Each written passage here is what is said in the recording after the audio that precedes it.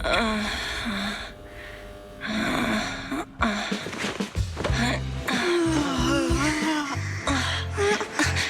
Phaethon, this time let me. Vivian? Vivian?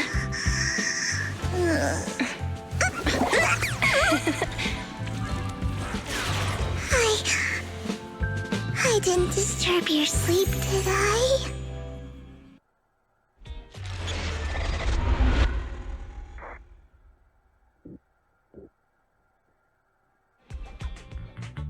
When I got here, the other Lord Phaethon said you were resting on the couch and just let me in.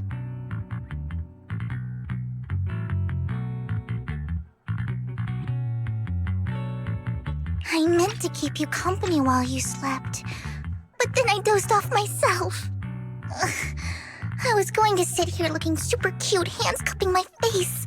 You know, like the #1 sleepy face I want to wake up to pose. I can't believe I ended up falling asleep myself.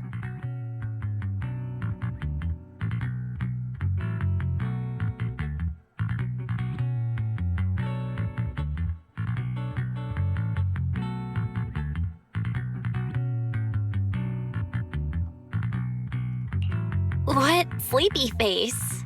What pose? That was a lot of words in one breath. Are you sure you got enough sleep, Vivian? No, Lord Phaethon. I was just worried that I had disturbed your rest. Just being able to see you sleeping peacefully is already the highlight of my day. No, my entire month. Though it is a bit late, but... Good morning, Lord Phaethon.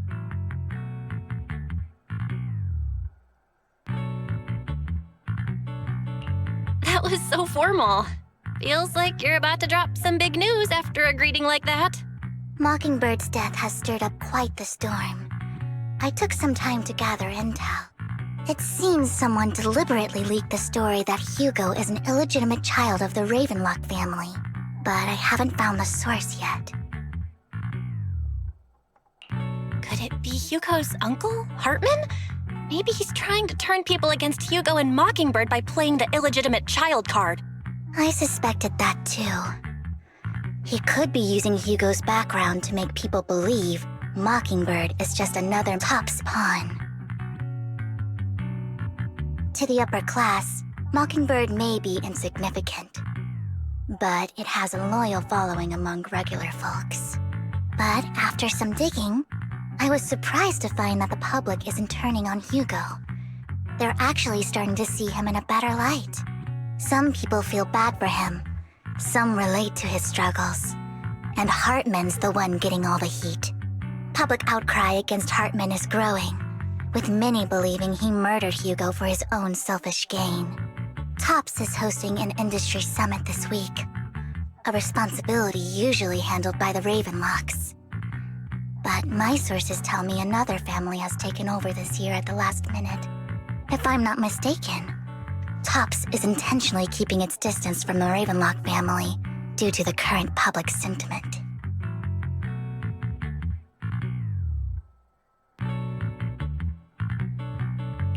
Sounds like Hartman's in a pretty bad spot right now. But we know he's not the type to go down easily. And that's what worries me. Hartman, in all likelihood, must have taken the sacrifice core. And now that he has this bargaining chip, who knows what kind of deal he'll strike with the Exaltists.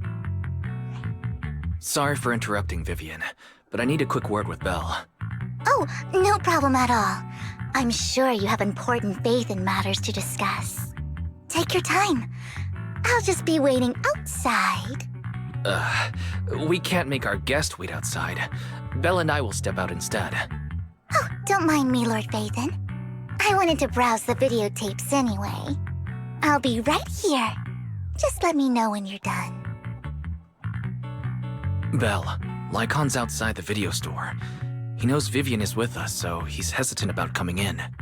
He's stressing over what he did to Hugo in front of Vivian, but he really needs to talk to us.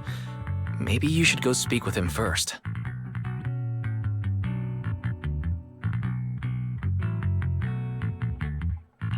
I'll go talk to Lycon. Honestly, neither he nor Vivian is at fault. As proxies, it's our job to be the bridge between them.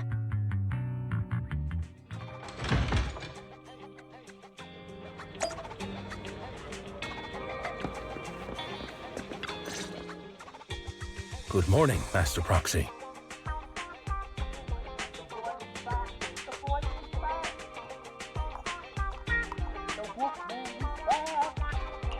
Good morning, Lycon. Wise mentioned you wanted to talk to us and Vivian about something? Yes, it's an urgent request from the mayor, one that directly affects New Eridu's safety. However, before we get into the details, as a former member of Mockingbird, I'm concerned about Miss Vivian. Hugo made many mistakes and betrayed the principles of Mockingbird, but I'm certain he didn't intend to put Miss Vivian or you in danger. I don't know Miss Vivian very well, and I was the one who took her companion's life. I might not be the right person to comfort her, but I hope she doesn't regret the choices she made or lose faith in the path she chose.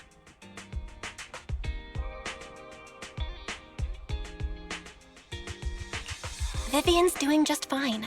She's actually been gathering intel and has a clear understanding of where things are headed. She might be tougher than you think. If you're really concerned, why not just talk to her directly? If you'd like to apologize, it should be face-to-face, right? That's reassuring to hear. I trust your judgment. You've always had a sharp eye for people. Would you mind coming in with me? I'd like to apologize to Miss Vivian in person.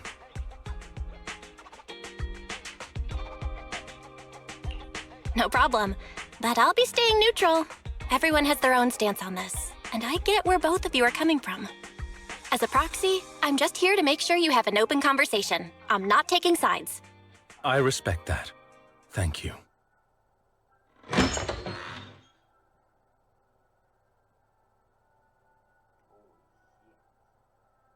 Miss Vivian, I'm very sorry about Hugo.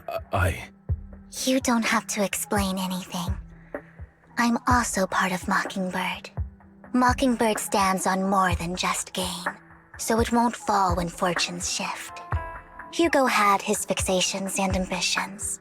I also have things I must see through. I'm determined to get to the bottom of the Exaltists and the sacrifices.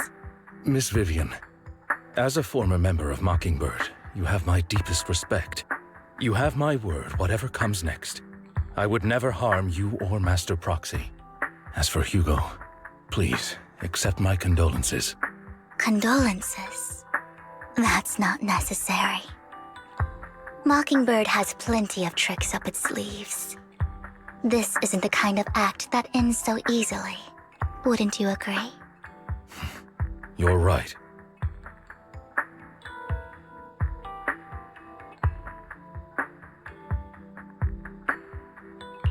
Huh? That's it? You two just figured it out? Well, that was fast. Master Proxy, I believe we all share the same goal. Uncover the truth of the Exaltists and the sacrifices. The mayor has tasked me with inviting you to take on this mission, and hopes we can work together moving forward. If the mayor wants to work with us, I trust he will demonstrate his sincerity in kind. Mockingbird will not serve as a pawn for the powerful. That will never change. Of course. While the mayor cannot handle this personally, he will make sure we have all the intel and support we need. Miss Vivian, I know you have your own intelligence network, but for some high-profile shady dealings, perhaps the mayor can provide you a different perspective. Please, take your time to discuss. If you're open to collaborating, I'll set up a call with the mayor so he can speak with you both directly.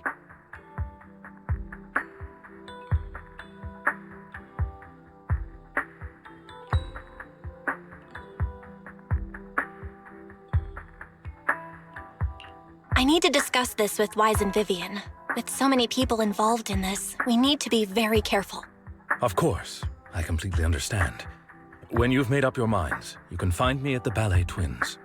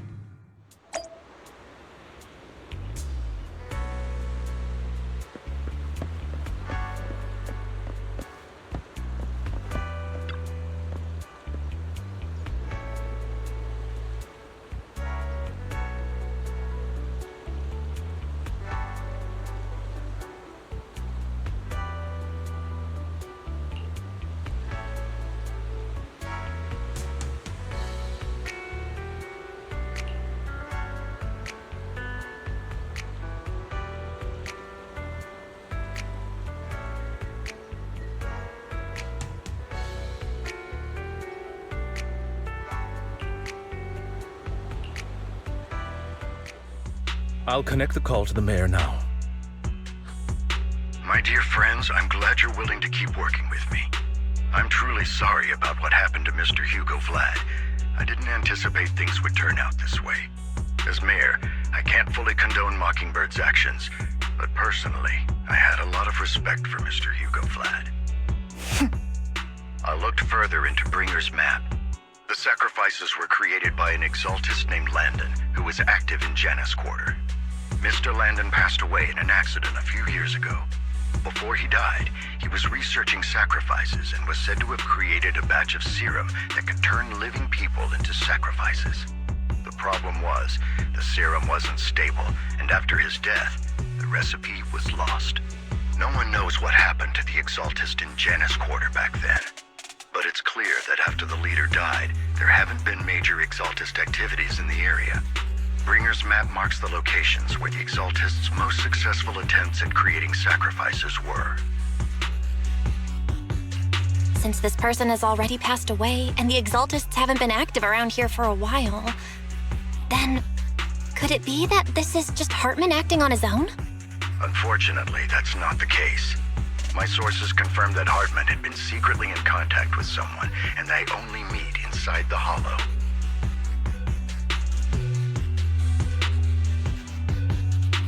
Is it possible it's someone from TOPS? TOPS is a huge alliance of corporations. They wouldn't bother getting their hands dirty. Instead, they just sit back and reap the rewards. Everything Hartman is doing is to secure his place in TOPS and strengthen his power within the Ravenlock family. If my guess is correct, Hartman has gotten in touch with the remaining members of the Exaltists that used to follow Landon, helping them create new sacrifices.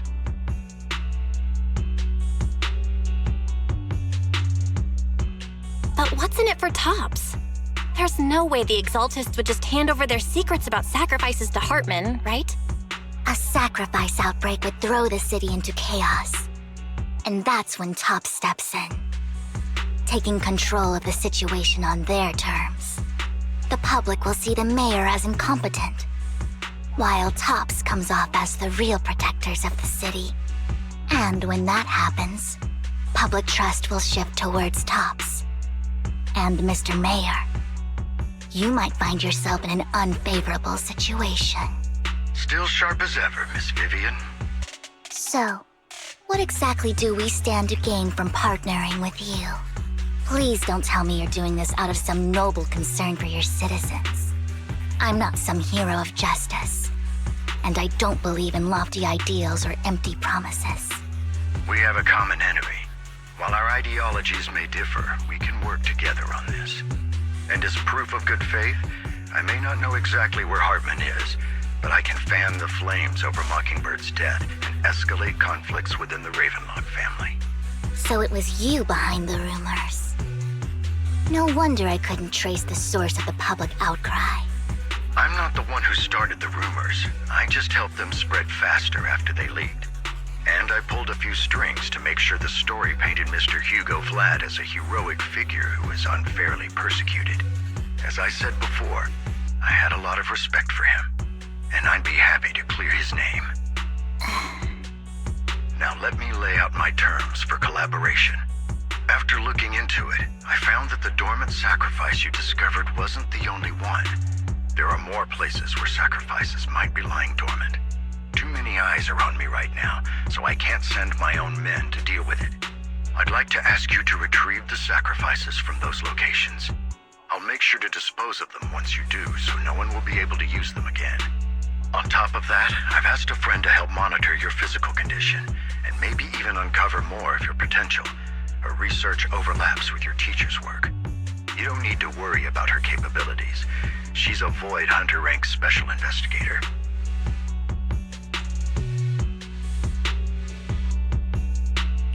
Really? A Void Hunter ranked special investigator is going to be assisting us? And she's involved in our teacher's research? That's right. She's heading to Janus Quarter for some business. I wanted to set up a formal meeting, but she declined. She prefers to assess things on her own and will reach out when the time is right. She'll let you know the details then. So it looks like you both are on board with this commission and ready to help recover the sacrifices? Okay. We don't want new Eridu falling into chaos either. We'll do what we can. I know you won't let me down. Given our positions, we might not be friends, but we're definitely not enemies. I'll leave the rest to you then. I've got to go. Goodbye.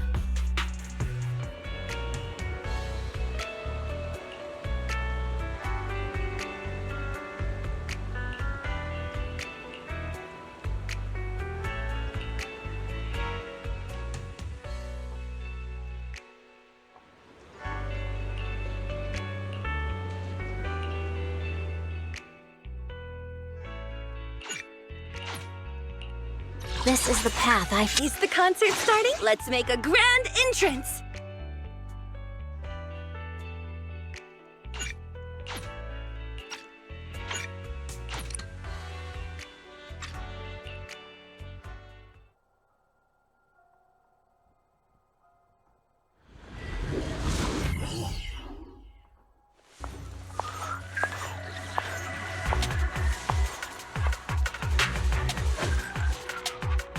Lord Phaethon, thank you for trusting Mockingbird and me.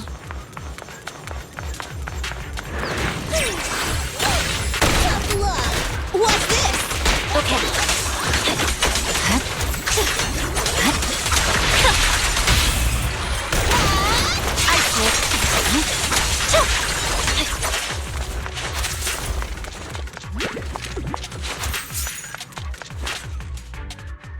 Has someone already taken the dormant sacrifice from here?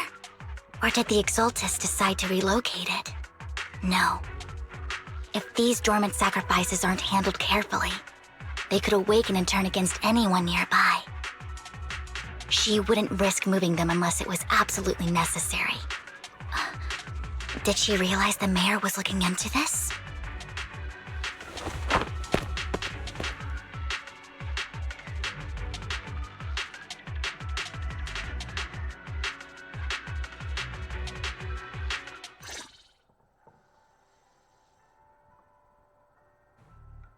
Did Hartman just make up this intel to get a shot working with us at Tops? I've been walking around forever and haven't found a thing. The Ravenlocks have always been a shady bunch. No surprise they've gone downhill over the years. I heard they were pretty loaded back in the day. What kind of business did they run? No clue. On the surface, their businesses seemed legit, but who knows what was happening behind the curtain. Probably something with the sacrifices. I mean, how else would he know about the dormant ones left around here for years? And he was so sure that even if those original sacrifices didn't work out, he had a backup plan. Backup plan? What could that be? Well, that's beyond me. I just happened to overhear something while I was next to Mr. Edmund one day. What's Tops planning to do with all these sacrifices, huh? For research? Do you think we'll ever have a normal life in the Hollows? Don't ask questions you shouldn't be asking. All right. There's nothing here anyway. Let's leave the Hollow and report back on what we found. And we'll make it just in time to clock out for the fieldwork shift. Let's get out of here first.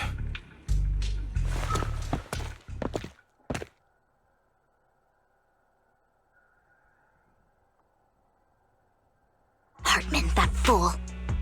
He'll do anything to get into Tops, even if it means playing with fire. She's an Exaltist. Human lives have never mattered to her. The more people get dragged in, the greater the danger. Vivian, I've been dying to know. Who is this she you keep mentioning? I apologize for losing my composure. Please don't mind me. The she I'm referring to is with the Exaltists. Someone I have a history with. That's why the moment I heard about the sacrifices, I felt compelled to uncover the truth. I never meant to hide anything from you. It's just that, for me, the Exaltists bring back painful memories. And I'm not ready to face them yet. So, Lord Phaethon, please give me a little more time. Once I've gathered my thoughts, I promise I'll tell you everything. Sure, I won't pry anymore. Everyone's got a past, and you don't have to dig up old wounds if you don't want to. I can see the Vivian I know now is super brave and kind. I believe you've really put in the work. Lord Phaethon, if we weren't in such a hurry, I'd spend 3 whole hours singing your praises. I'll make note of this and make sure to get it done before bedtime. First things first, let's track down those dormant sacrifices. The Exaltists have probably realized someone's after them by now. I wish we knew what Hartman's backup plan is. Really? I just can't shake the feeling that something bad is about to happen.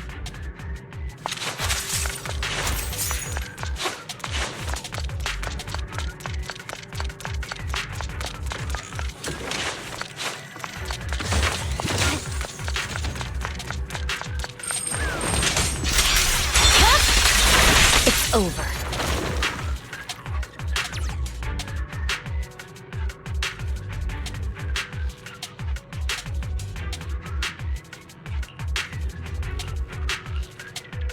Hugo may have done terrible things, but he had his reasons.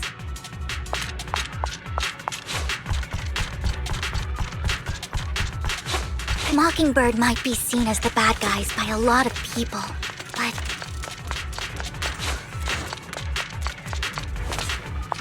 ironically, joining Mockingbird is what put me on the right path.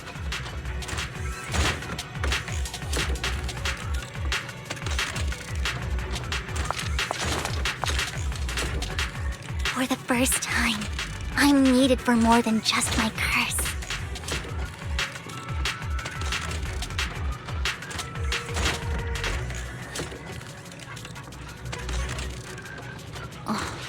Suddenly reflecting on battles past.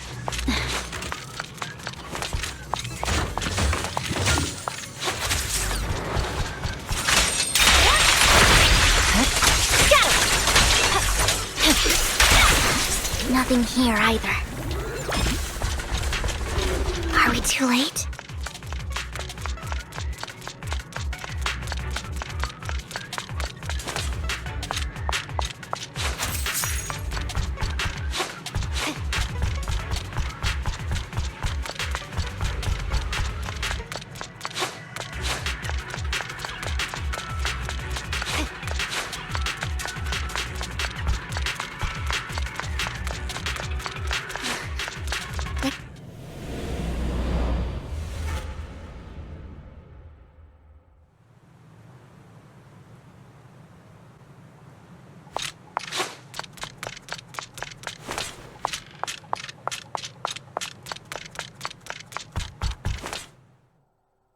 I knew it was you, Vivian.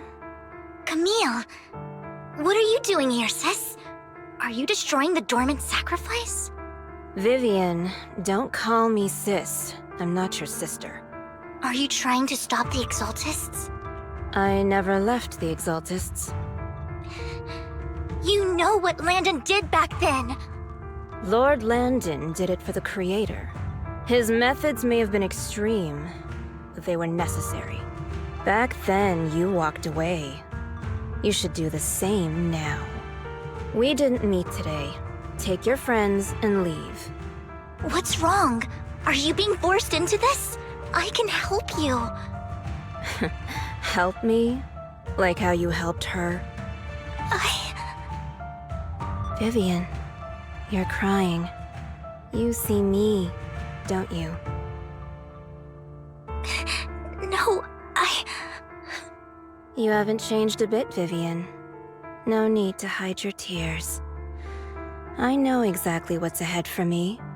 You've made your choice, and I've made mine.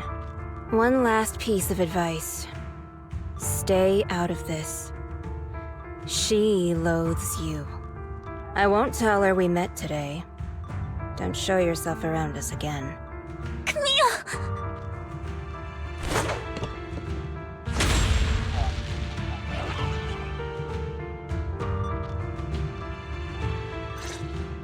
Lord Phaethon, watch out! You're done. I'll tell you what that was about later.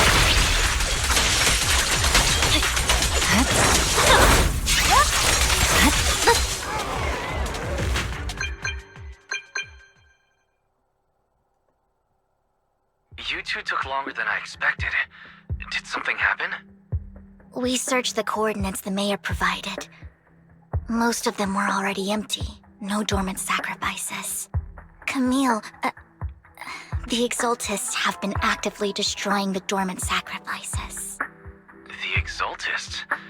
There's no reason for them to go after the sacrifices, right? Vivian is telling the truth. I saw it too. And one of them is someone I once knew. I thought she would leave the Exaltists after Landon's death, but she stayed. Do you have a history with the Exaltists, Vivian? When I was a child, I stayed with the Exaltists for a while. Back then, Landon was one of the most respected figures among the Exaltists in this region. A lot happened, and after Landon died, I left. I can't turn a blind eye to the sacrifices. I know all too well how many lives have been lost bringing them into existence. Ever since I learned a sacrifice had appeared in Janus Quarter, I haven't been able to stop worrying. I won't let history repeat itself. That's why I asked Hugo to investigate, starting with the Sacrifice Corps. Vivian. Please stop. I'm not looking for comfort. I'm just recounting the story for you to understand the situation. We've got bigger things to focus on. But when I do need comforting, I'll come straight to you. I hope you'll make time for me, Lord Vathan. Just so you know, I'm not the easiest to console.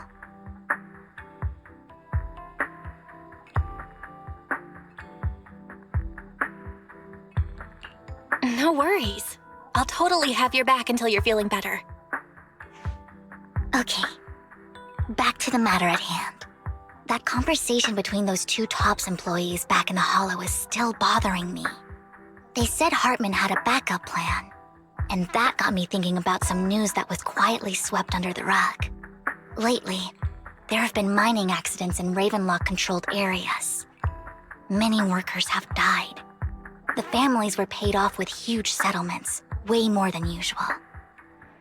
No protests, no controversy, and the issue was buried.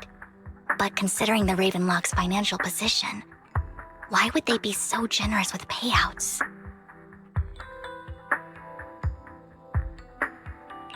That sounds sketchy. Are you saying they made up the accidents and the workers' deaths?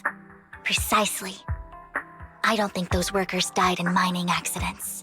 I'm planning to reach out to some old friends, see if they've heard anything about this. Do you have time, Lord Vathan? My contacts are just near 6th Street. Care to join me?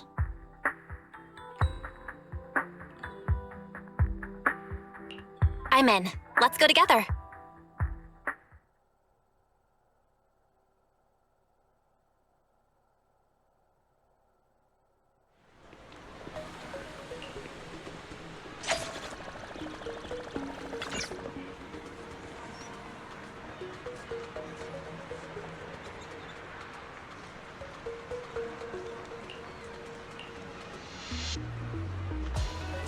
An old friend of mine said she has some new intel.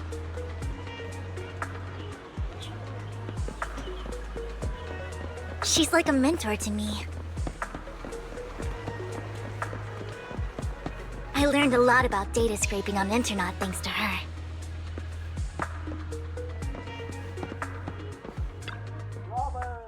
Rain! Long time no see. Yeah, it's been a while. Rain? You two knew each other? Yeah, Phaethon. Long time no see. Rain, you actually know that Lord Vathan is Lord Vathan? No, I mean, you actually know Belle is Lord Vathan. I didn't know right away. One time, I needed a favor from Nicole. I only found out after meeting them. I mean, who would expect a legendary proxy to be running a video store for a living? Oh, by the way, your idol... Rain, let's not bring up old stuff. Lord Vathan wouldn't be interested in that. Why are you all tense? Right, Lord Phaethon lives on 6th Street too and might know your idol. Remember when you traced that post on Internaut to 6th Street and actually went to check it out? And you came back all bummed, spouting nonsense. Like there was only a black cat at the location, and maybe your idol is actually a talking cat. Or something like that.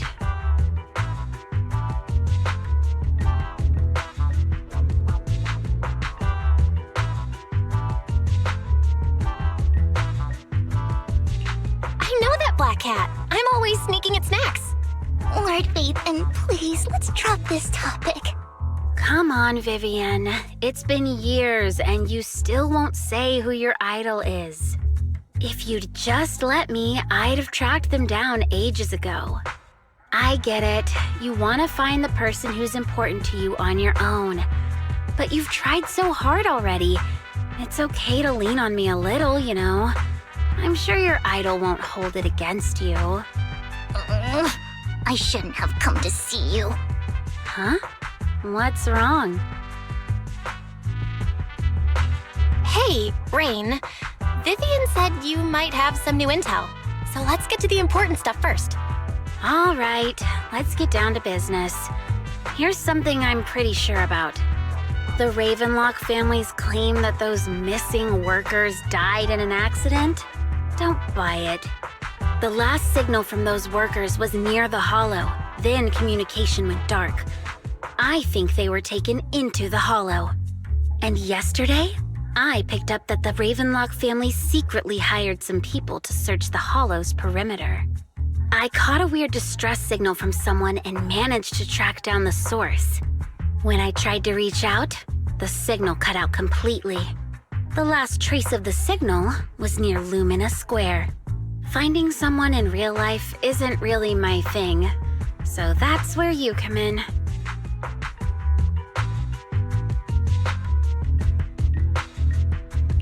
Okay, we'll check things out.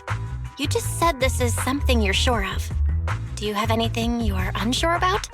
I dug up some info online, and one thing stood out.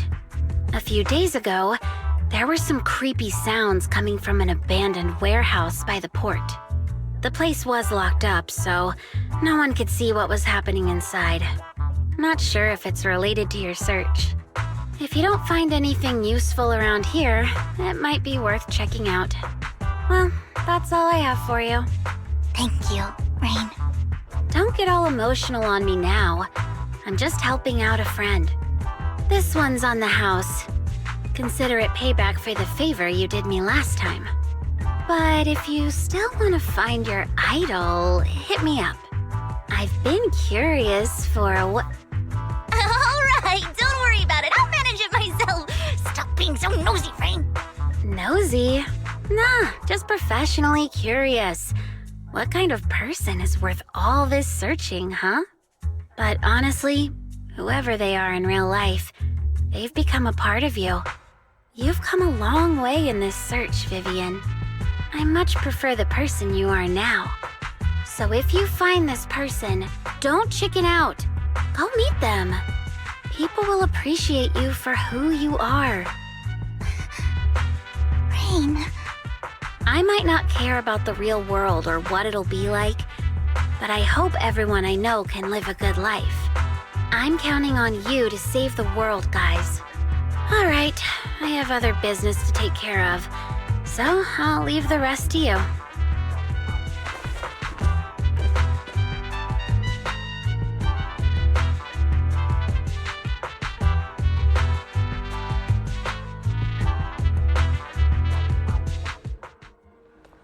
Lord Phaethon, please pay no mind to what Rain said.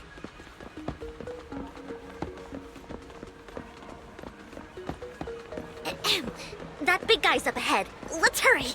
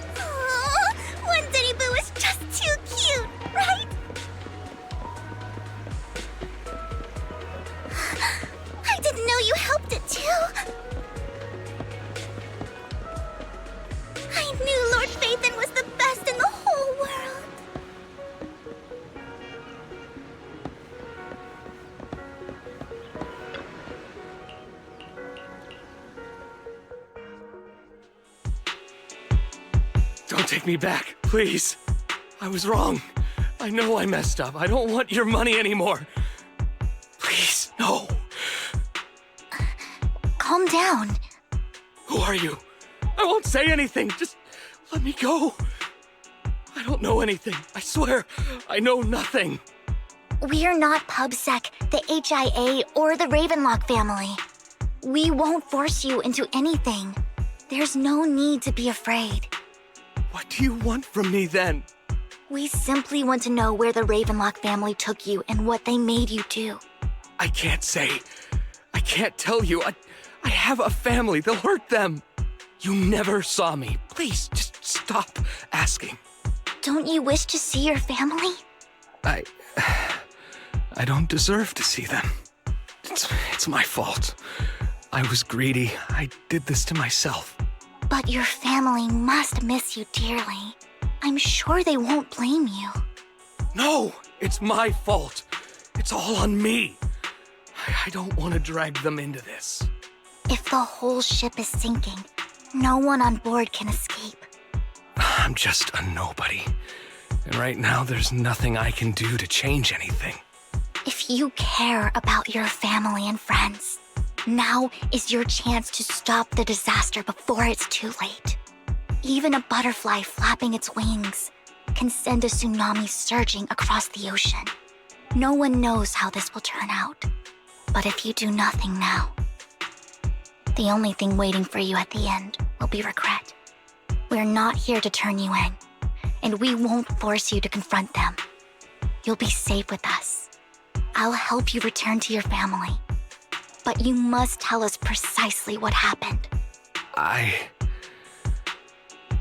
Hartman offered a huge amount of money, looking for workers to go into the hollow to guard something. The money was way too good. We all kind of figured something wasn't right. I thought it was just smuggling or guarding some kind of illegal ether resources, so I signed up. After we sent in our applications, Hartman's men took us into the hollow. The first place we went, there was a strange box. When we got there, they handed us some pills, saying they'd improve our aptitude for ether, for us to last longer in the hollow. But after I took them, everything went fuzzy. Something was definitely off about those pills. When I woke up, I saw my coworkers dead in front of me. And there was blood all over my hands. They said something about me being a good experiment, moved me somewhere else, and locked me up. They wanted to inject me with something. I got scared and didn't know what was gonna happen.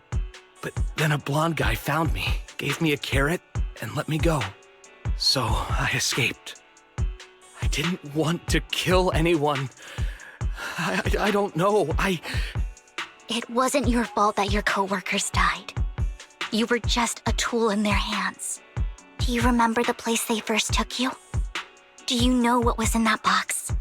I only remember the first place was like a rooftop. I think it was on top of a tall building. What exactly was in that box? I can't remember. I'm not lying. Those pills they gave us, they make you hallucinate. I took just one and my mind felt like it wasn't my own. My memories turned into a blur. I'm telling the truth. I'm not trying to run from my mistakes. I just really can't remember what happened. I know you're not lying. We'll arrange for your protection. You can rest easy and recover, and your family won't be dragged into this. Once this is all over, you will be able to reunite with them.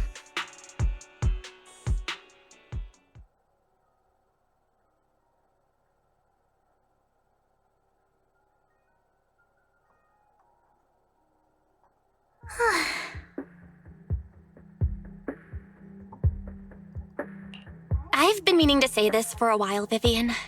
You're just so calm and decisive when things get tough. Totally different from the impression you gave me at first. Actually, I wasn't always like this. I used to run away when things got tough. There was even a point where I just wanted to disappear. As if my very existence was the source of suffering. I wondered. Perhaps leaving it all behind could put an end to the pain. Whoa. It's hard to imagine you like that. I mean, you had this super intimidating vibe when we first met. Well, I was on a mission at the auction when we first met. And just as Rain said, I've come a long way from who I used to be.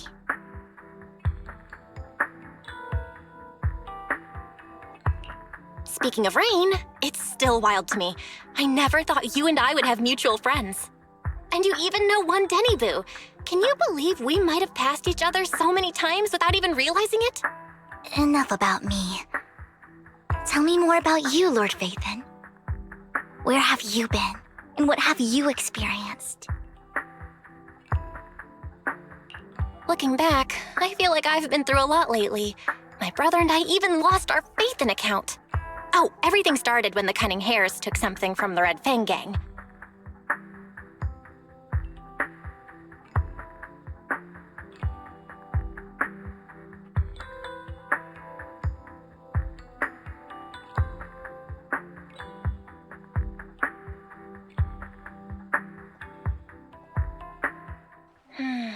I remember it should be around here. That store's been sitting in my favorites for ages.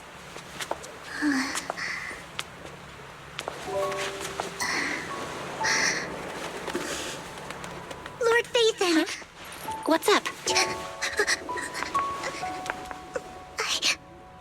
I've seen that black cat on 6th Street. That harmonica in the outer ring you mentioned. I've heard it before, too. I've even been to the monument outside Hollow Zero. But none of that was a coincidence. It was me.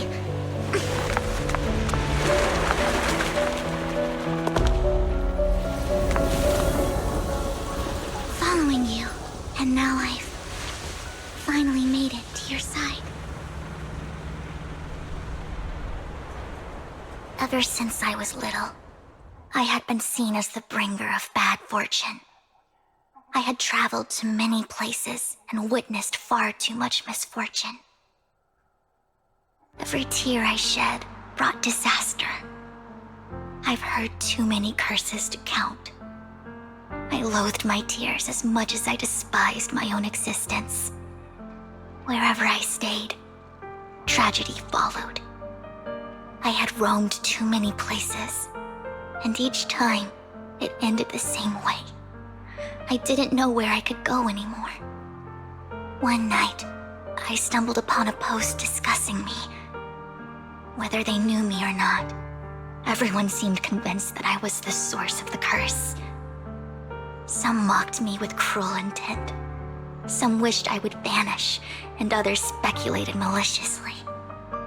It really seemed that my very existence was a disaster. In that moment, as darkness enveloped the city, I saw lights flickering to life all around New Eridu. So many lights, and not knowing where to go, I thought, if only I could disappear into those lights. I made up my mind, and right then, my phone rang. I decided to take one last look. I wanted to know who left me my final message from this world. It was you, Lord Phaethon.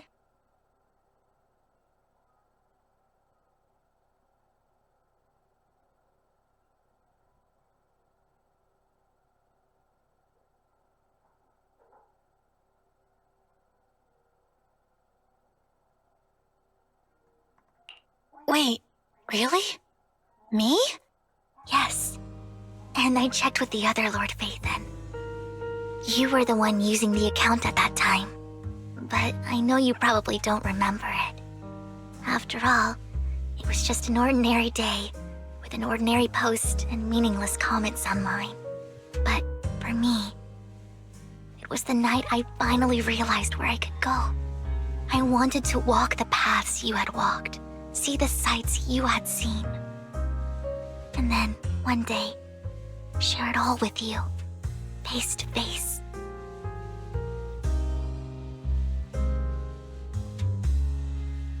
What did I even say in that comment? I can't remember off the top of my head.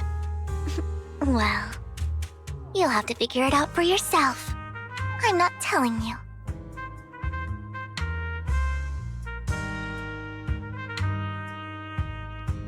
Huh? No! So, Lord Vathan, thank you. Not only for that comment you made that day, which was a silver lining for me, but also for giving me the courage to become who I am today. The Vivian standing right in front of you now. Lord Vathan, I truly like who I've become.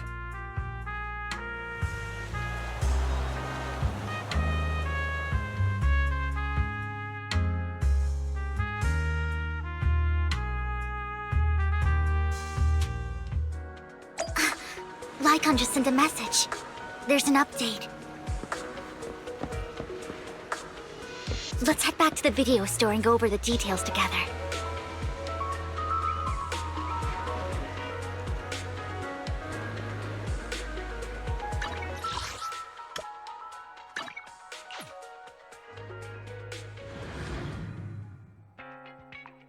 Belle, you're back.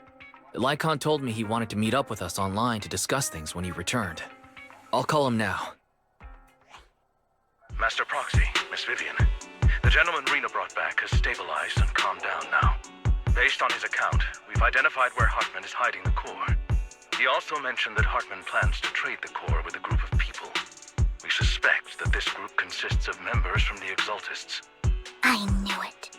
Now that we have the location, it would be splendid if we could seize the sacrifice core before they do. Precisely. We hope you can head to the location as soon as possible to secure the sacrifice core.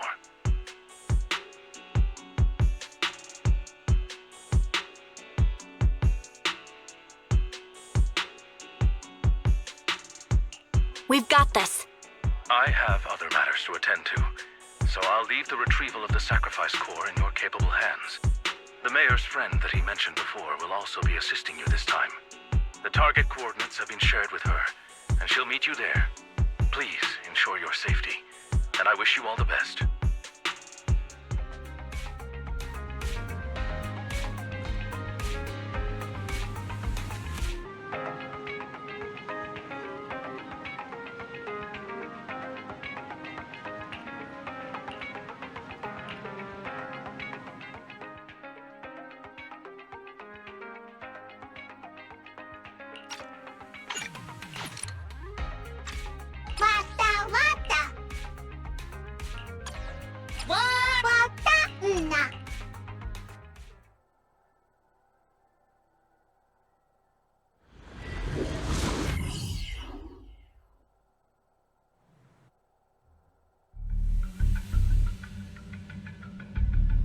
Where's the sacrifice core?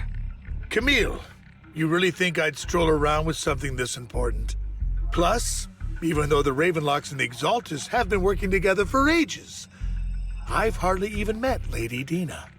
I'm the one offering the sacrifice core here. I'm curious what Lady Dina's got lined up for me in return? I'm just here to verify that the core you mentioned is real. Once that's sorted, Lady Dina will give you a proper response. Our partnership isn't just talk. We need to be sure you have what we need before moving forward. Sure thing. I'll take you to where I keep the core. Once you verify it's legit, have Lady Dina come over. We'll lay everything on the table face to face. All right, lead the way. It seems Hartman is trying to bargain for more. What a greedy and insatiable man. It's just that... why would they only send Camille for something as important as the sacrifice core? And I can't shake the feeling that Camille doesn't want Hartman and Dina to meet. Why is that?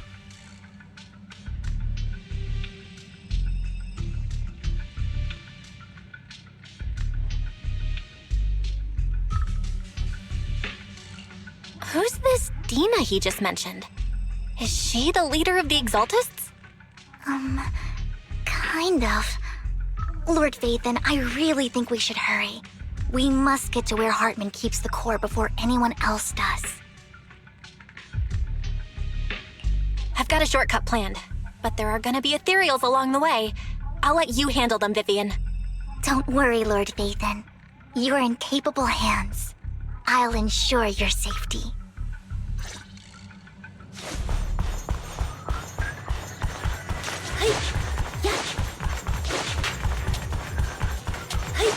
Ethereal!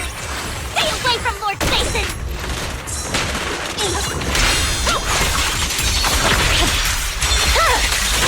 My blade is already sheathed.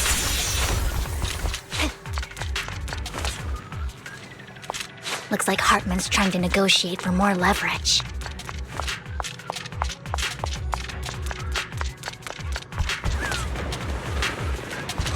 Let's get out of here before we're spotted.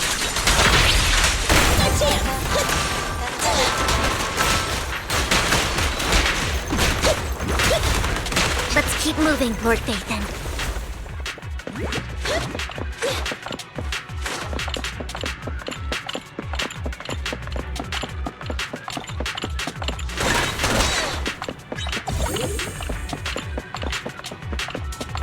Leave the enemies to me, Lord Vathan.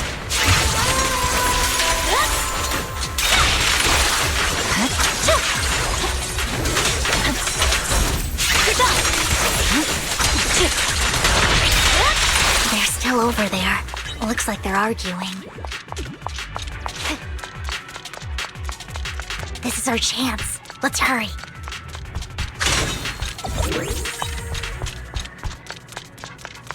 No matter who has the sacrifice core, Hartman or the Exaltists, it would be really dangerous. Hand over what's in the box. Or we do this the hard way.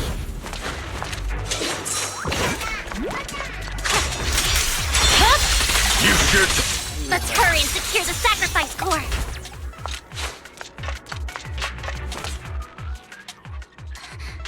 Lord Vathan, the box is empty. So Hartman never kept the core here to begin with?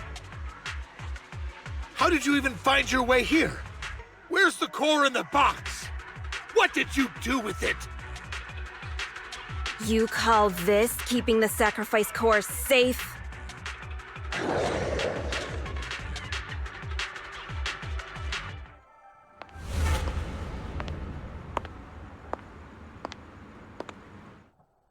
Vivian, it's been ages. Dina! Oh my, you actually remember me. So sweet. Look at you, thriving. I thought you'd totally forgotten about our past. So, tell me, do you ever dream about the people you've killed? Are they crying in your head all night? Back then, I had no idea. You had no idea? While you were soaking up all that love from Daddy and everyone else, you had no idea what was going on? I wasn't... Lady Dina, Miss Vivian didn't actually... Camille, when did I say you could meet up with Hartman today? I just wanted to make sure the sacrifice core is legit. I was worried Hartman might try to pull a fast one on us. Really? So loyal. I thought you'd be more like the old days. Just a few words from Vivian, and you'd be plotting my demise. Just like what you did with Father. I won't, Lady Dina. Don't even think about betraying me, Camille. You owe me for what went down back then. However, I do understand your worries. This core, it's fake. No way! I got this straight from Hugo. It can't be fake. How can you just claim it's fake without any proof? Ugh, seriously?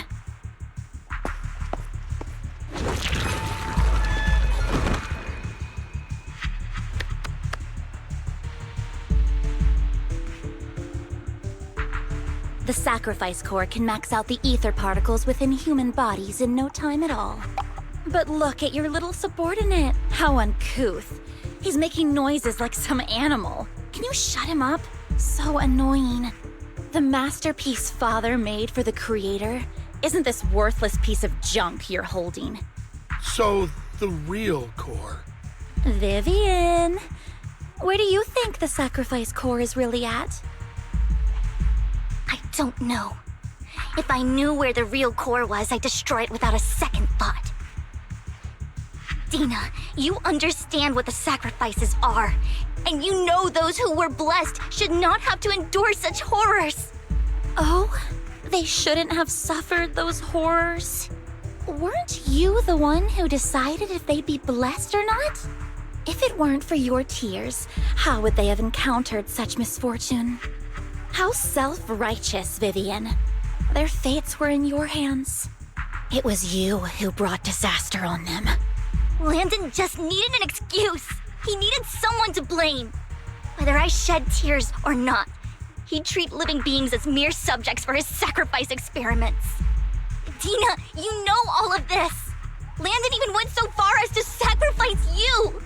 Shut up, shut up, shut up! Father did it for his great cause. Vivian, why do you always mess everything up for me? Everything! You did it before, and now again! You just had to ruin my plan. I was so close to fulfilling Father's last wish. If you don't give me the sacrifice core, be prepared to become food for the ethereals. I told you I don't have the sacrifice core. Otherwise, I would have destroyed it already. Lord Phaethon, find the right moment to retreat. She can be quite unpredictable when her temper flares. Oh, really? You don't have it? Then I suppose there isn't a reason to keep you alive.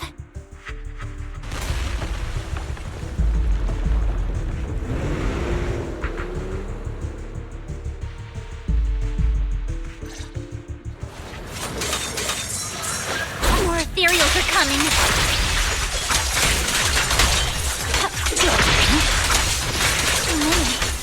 No chance to get out of this.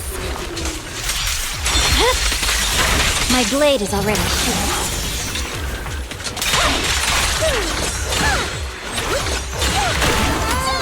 What's this? There's no time to lose. Purging slash.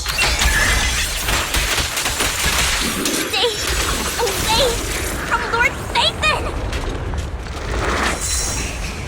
There are so many.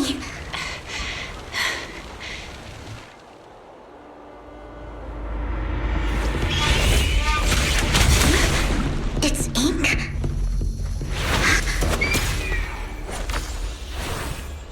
Shun Palace, good fortune, closed gate, safety. What? An evil miasma gathers here. Another place of conflict. If you wish to avoid disaster, then head southeast.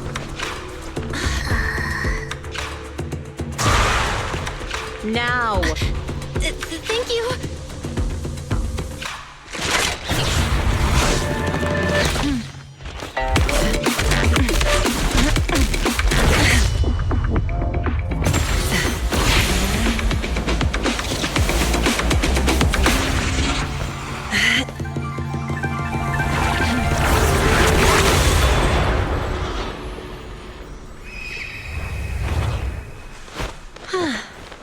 Finally, peace and quiet.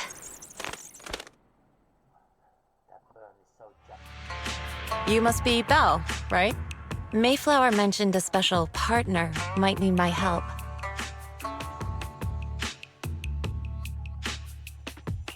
Can I ask, who are you? I'm the 13th generation master of Yunque Summit. You can call me Yixuan. Mayflower passed along your info, and I was curious what kind of person you are, so I came to see. At first, I thought it might be a hassle, but your energy feels really calming. Quite nice, actually. Oh, so you're the investigator the mayor talked about. Yes, he also asked me to be your temporary teacher and offer you a bit of guidance. Guidance? What exactly does that mean? Unfortunately, this isn't the right time or place to talk. I have some investigation work to catch up on, and it seems you've got quite a lot on your hands, so let's part ways for now. I'll find a good time to visit you soon.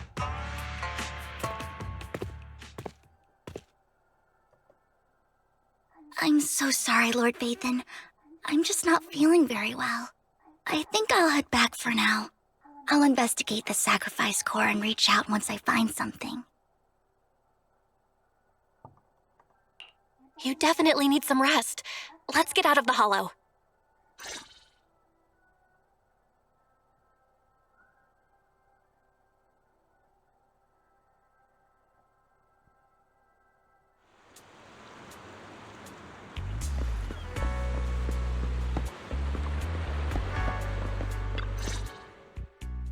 Lord Vathan, are you going to rest now?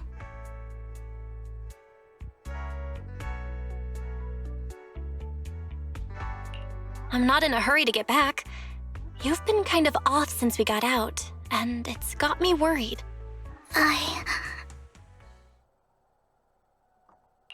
If something's bugging you, just spill it if you want to. I'm a pretty good listener, you know. I didn't mean to keep my past from you, Lord Vathan. When I was little, people thought I brought misfortune, so no matter where I went, no one wanted me around for long.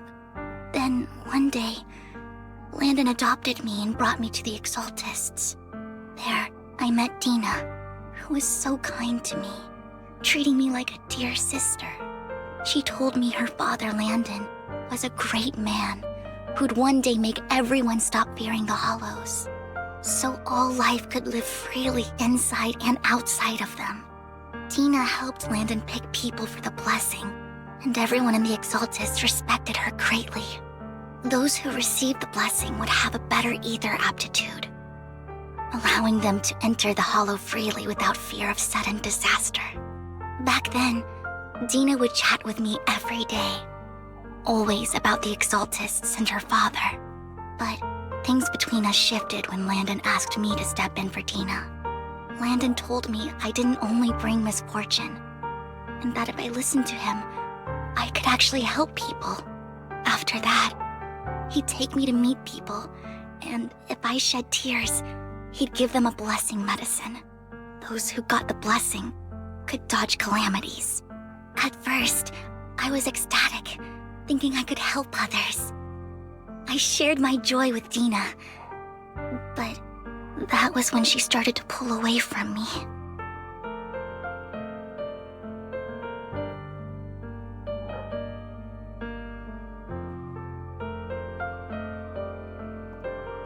The blessing medicine.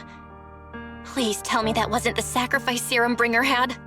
Yes, to be precise, it was an early version of the sacrifice serum. Landon's medicine wasn't stable. The medicine Landon developed could boost abilities quickly, but also sped up the development of ether corruption.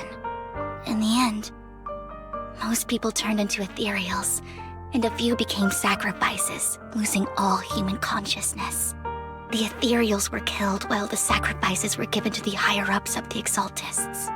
The Exaltists wanted the sacrifices to hold human consciousness, so Landon's medicine was seen as a failure, and he gradually lost influence within the Exaltists. One day, I saw Dina, and tears streamed down my face. In a bid to save his reputation, Landon decided to let his own daughter receive the blessing. I had always thought that getting the blessing was a good thing, until I saw terror in Dina's eyes that day. That evening, I broke Landon's rules for the first time and followed him out of the Exaltist's residence. I trailed him to the Hollow, where I witnessed someone who had been blessed becoming corrupted. In the end, that person became an ethereal. Then, without hesitation, Landon killed him. Before Landon returned, I went back to the residence and snuck into his study. And there, I uncovered the truths I just told you. And just a few days later, it was time for Dina to be blessed. I wanted to save her and stop anyone else from getting deceived.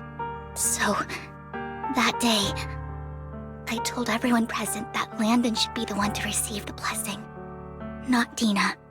At first, Landon argued, and no one believed me. But, in front of them all, I looked at him and let my tears fall.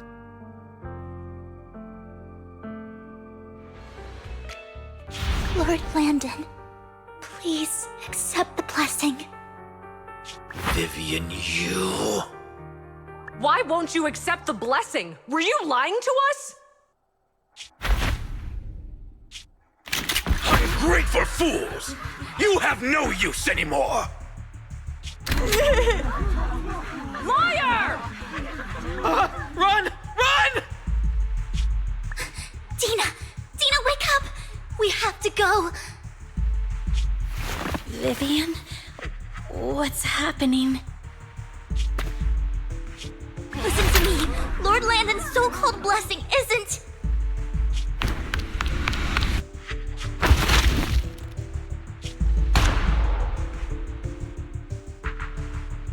Father!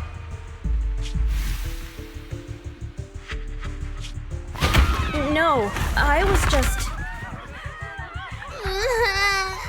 Mom, I want to go home. It's got nothing to do with us. This is just what happens when you don't accept the blessing.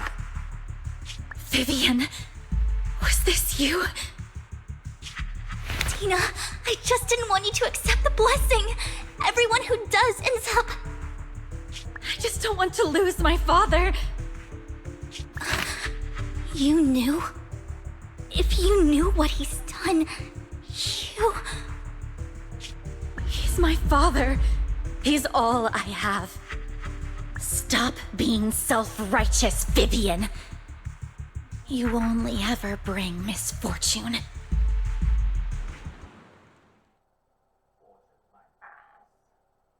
I thought once Landon was gone, Dina would leave the Exaltists. I never expected her to continue his research, or that Camille would stay. Camille lost her entire family in a hollow disaster, so she's always supported the Exaltists. She's not a bad person. She's just someone searching for hope. She joined the Exaltists very early on, and even watched Dina grow up. That day, she was just so desperate to save Dina that she... All these years, she's been following Dina, taking care of everything out of guilt, I think. But I didn't just fail to save Dina. I trapped her. I see misfortune approaching, but I can never change its course or avoid the bad ending. Maybe I really am a bringer of misfortune. No way. You're not the one bringing bad luck. Whatever went down with the Exaltists, Landon used you. As for Dina and Camille, they know the truth, and they just made their choices. The hollows and the disasters they caused took more than just their loved ones. But not all survivors cling to obsession and hatred like they do. Lord Phaethon. You need to believe in yourself. You're currently resolving the sacrifice crisis with your own effort. I remember you saying you really like yourself now. So what's changed? Yes, that'll always be true. Thank you for listening to my story today. Years have gone by, but I've never had the courage to face all this. Maybe Dina and I were meant to meet today, so I could finally spill it all out. It lightens my heart a little. Lord Phaethon, you truly are a wonderful listener. Whenever you're feeling down, don't hesitate to come to me. I will. It's been such a long day. You must be exhausted. I'll track down the location of the sacrifice core and let you know what I find. Good night, Lord Phaethon.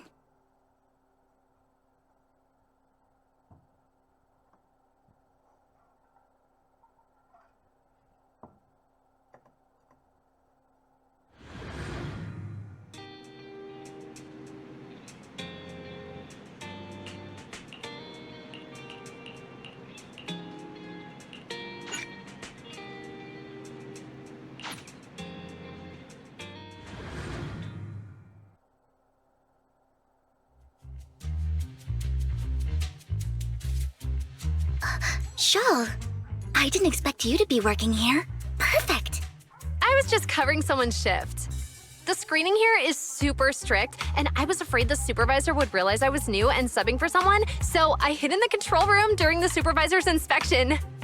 So I happened to bump into this guy, a blonde man wearing a hat, and I think he was checking some footage. Then he logged that footage into the tape he brought. Later, I found that part of the footage had been wiped. Blonde, wearing a hat. Could it be Hugo? Do you know him? I think it's him. If it were Hugo... I think I know where he would hide the tape. Thank you, Shaw. You were a big help. Great! You also helped me a lot when I started working. I used to make mistakes all the time. If it weren't for you cleaning up my messes, I would have been fired ages ago. So I'm happy I could help you too. All right, go ahead and do what you need to do. We'll catch up another time.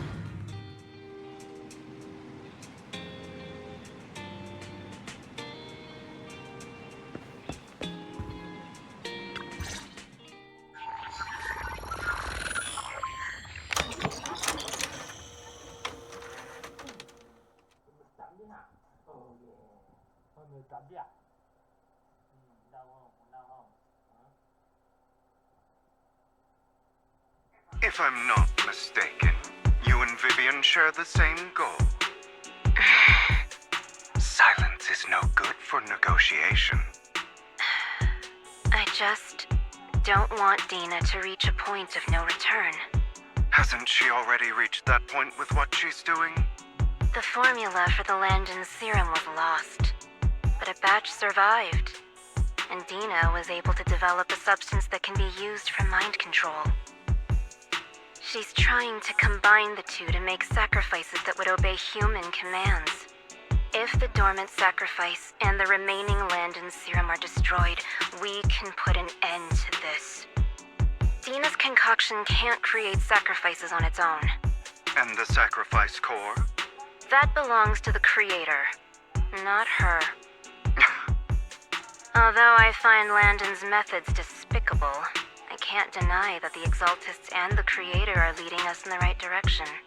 I just don't want Dina to spend her life trapped by her father's mistakes. I mean, no offense, but I find your protectiveness rather weird. I will confirm the location of the dormant sacrifice and find the chance to relay the information to you. I do not want any of my people to be going into danger. As for the sacrifice core, I can only guarantee that it will not fall into her hands. As for how things will ultimately play out, The creator will guide me.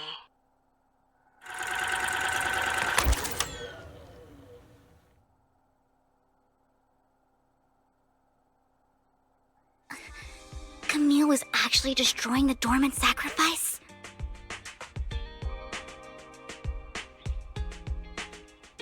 Now Camille's actions make sense. But why did Hugo never tell us? Hugo... he... Belle, Lycon said there's something urgent he needs to discuss with us right now.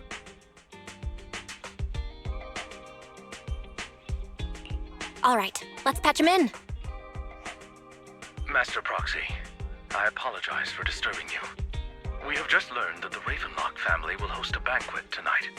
This banquet is rather special, as they're allowing members of their family to invite business partners to attend. With Hartman at the center of controversy, there are many members of the family who are eager to use this opportunity to replace him.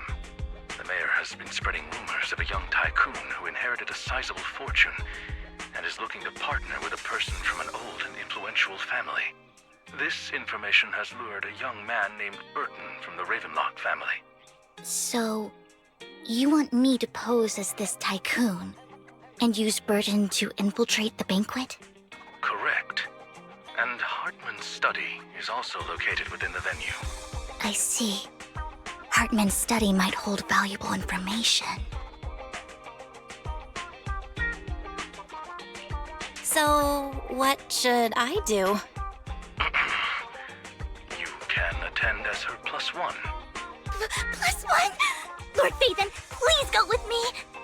Master Proxy, it seems Miss Vivian requires your presence, so... Yes, just your presence will help me immensely! All right, then let's go together. I'll send you the time and place for the meeting with Burton. If you encounter any danger, please evacuate immediately or contact me for backup. I hope everything goes well for you tonight.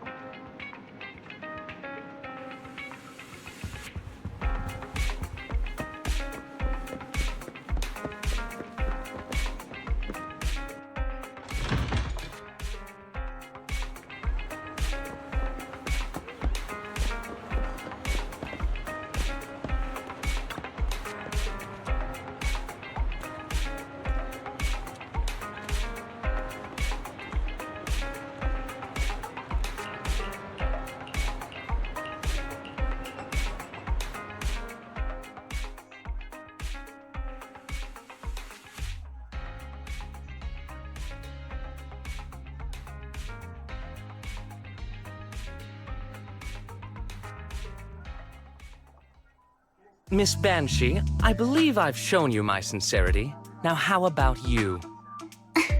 Sincerity? My presence here is a show of sincerity. If we're to work together, Miss Banshee, you should drop your pretentious act. I am well aware of the ways of the Ravenlock family. If I were to come empty-handed, I probably wouldn't even be able to make it out the front door tonight. Since I agreed to come with you, and even brought along my most precious companion, does that not show my deepest sincerity? No need for such an off-color joke. Our door is always open for those coming or going. We both know what's what, so let's cut the small talk. I know far more about how the Ravenlock family made their fortune than most here. I am also well aware of why Hartman, despite such a massive scandal, still remains in power. Oh? Do tell. Exaltists, blessing, sacrifice, Landon. Where would you like me to start? How did you know that? No, who are you? Don't be so tense. If I'm not mistaken, it's about time the banquet began. My companion and I are practically famished. Is this how you treat your guests? By letting them starve? Perhaps when we've had our fill, we'll remember where the sacrifice is hidden. You know where the sacrifice is? So, can we go get something to eat now? And I'm also looking forward to receiving a special dessert from you. We can discuss what you wish to know while we enjoy dessert. Of course. I wouldn't let such an important guest discuss matters on an empty stomach. As for dessert, I will prepare it myself, and I guarantee it will satisfy you. I'll come find you later. I wish you a pleasant evening.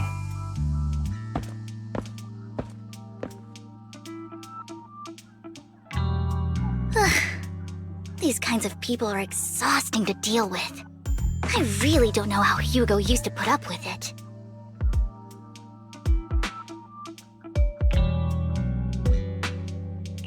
What did you mean by dessert just now? I couldn't really follow. Hugo taught me that bringing up dessert in such situations is a way of telling the other party they need to offer more. Fortunately, that old fox Hartman is terrified of losing power. He's definitely keeping the destruction of the sacrifice and the fact that the sacrifice core is fake hidden from the other family members. Otherwise, Burden wouldn't have been so willing to raise his offer.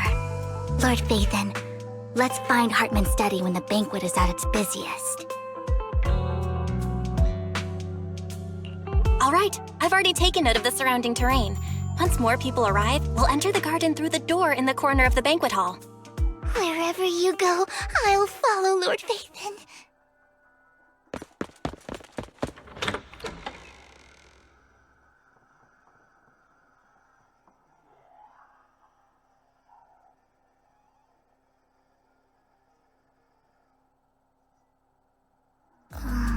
Isn't this going a bit too well?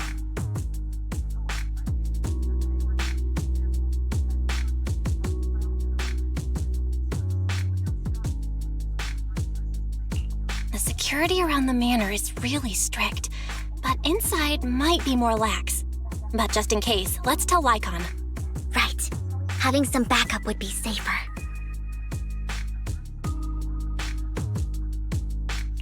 Let's check Hartman's recent correspondences for clues. I still have concerns about the sacrifice core. Right. Though the core he gave Dina was fake, Hartman might have left a trick up his sleeve and hid the real one.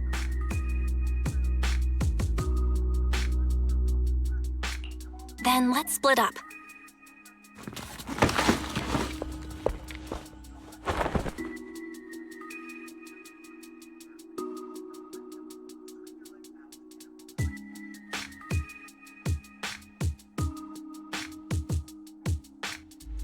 Esteemed guests, is the catering at the Ravenlock family banquet not to your satisfaction? So much so that these two distinguished guests felt the need to come to my humble office to scavenge for food.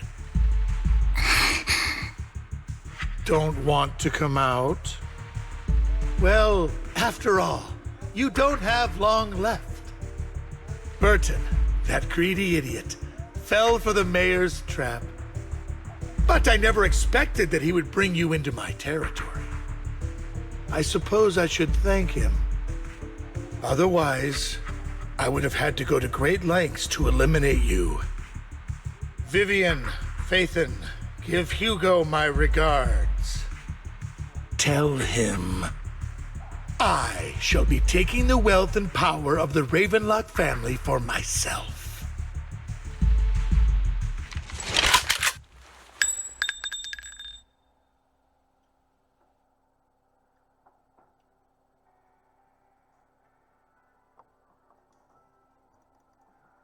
The bullet? How? Dear Uncle, why must we be so distant with one another? You can just tell me what you want to say directly. Hugo! Impossible! You're...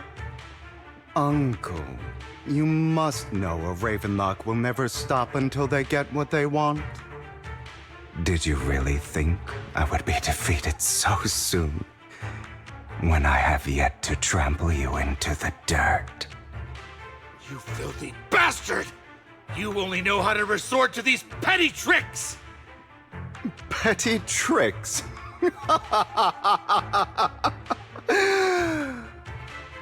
Perhaps you'd like to know what I managed to accomplish using this faked death of mine. My dear Uncle.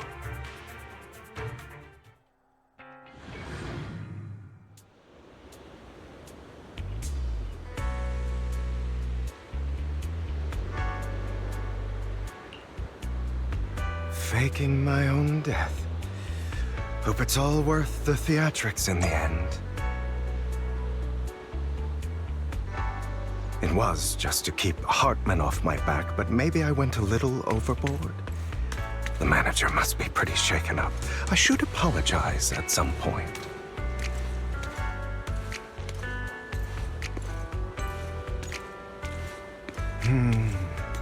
Guess I'll also bring Lycon along. He's my partner in crime, after all.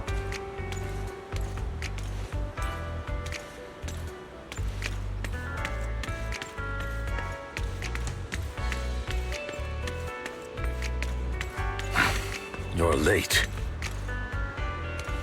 So strict. Spare me a moment to catch my breath, will you?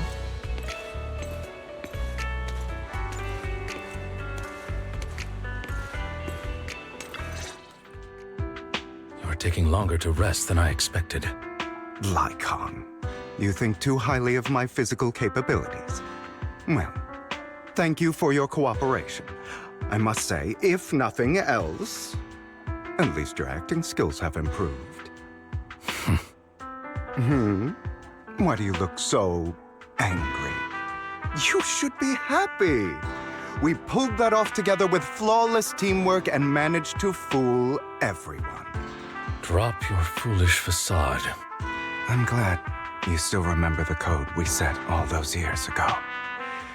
And thank you for ensuring your sleight of hand didn't deteriorate. Oh, right. I should also thank the blood bag hidden in my clothes and our other props. Do you remember when we last used this trick? It was probably ages ago. Sometimes I really don't understand you. Have you never thought about what the consequences would be if I didn't understand your code? If I decided against helping you? Or if I just couldn't control my strength properly? You'd understand it. Of course, if things really did go awry, I had alternative plans. You wouldn't be so arrogant as to think I'd bet everything on you, would you? You're insane. Aw, I'm flattered. So what exactly is the purpose behind all this? Surely after going to such great lengths to erase your own existence, you don't just plan to hide here and reminisce about the past with me. Don't try to brush this off. I've already helped you enact your plan. Tell me the truth. Don't get your tail in a twist. I have more plans that require your assistance, so naturally I would not hide anything from you. Simply put, as things stand, whether as Hugo Vlad or as Mockingbird, I am doomed to die. Seems you've made quite a few enemies. As a member of the Ravenlock family, I negotiated with Edmund and managed to obtain resources from Tops for my future plans. I also confirmed what attitude they held towards your master, the Mayflower family. Meanwhile, I used my identity in Mockingbird to strike a deal with Hartman and gather information on their collaboration with the remnants of the Exaltists. That's where I got my intel on what Bringer left. Oh, by the way, the crime declaration letter that your dear mayor received, that was also sent by yours truly. He's probably figured that out by now, right? Though I'm not sure if he told you. The mayor learned about the sacrifice attacks through his own means, but lacked an opportunity to take action. That warning letter was precisely what he needed. You aren't hopeless yet. How delightful. In short, I'm more well-informed than your lot because I get around, dealing with all these different important figures. But of course, it comes at a cost, it's only fair. After all, you can't hide the smoke from a wildfire. Rather than trying to carefully tame it and risk setting yourself alight, it's better to let it burn free. When I helped you put on your little act, killing you in front of everyone, you left the sacrifice core to Hartman. That was intentional too, then? Oh, yes. And it worked like a charm, didn't it? Now no one cares for me anymore, and all eyes are on Hartman. A perfect situation for keeping the Ravenlock family in check while dealing a cutting blow to the Exaltists behind them. Another crucial point is Vivian and Phaethon. I must sever any ties they have with me or Mockingbird. Although I feel bad for Phaethon about what happened, but it had to be done. That's the only way they would be safe, allowing the plan to continue. I noticed that you never turned your blade toward Master Proxy. So, those words you said back then were also... I will bloody my hands. I will carry the weight of my sins. I will become the Abyss. Obviously, it was all an act. My acting has always been impeccable, as you know. Hugo, you're taking such a tremendous risk. Why? Would you believe me if I said it's for justice? But unfortunately, it's not. I want revenge on the Ravenlock family. And I will make sure that despicable excuse for a human being, Hartman, suffers a slow, torturous end. Of course, I also promised Vivian that I would help her investigate the whole thing with the Exaltists. That's all. You don't look too good. Is it your wounds? No. This is the first problem I plan to resolve. Lycon, do you have a place that is sufficiently discreet, quiet, and can take a lot of damage?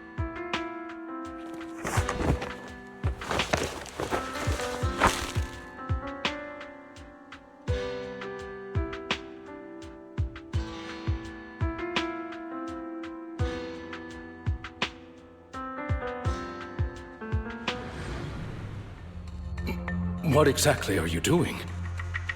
Don't look at me like that. If I didn't have to do this, I wouldn't. Hartman recently obtained a bizarre substance, most likely from those crazy Exaltists. After use, it allows control of the victim's mind, to some extent. You were dosed with it? To be more precise, Lycon, I deliberately allowed Hartman to put this drug in my cup to facilitate our previous collaboration.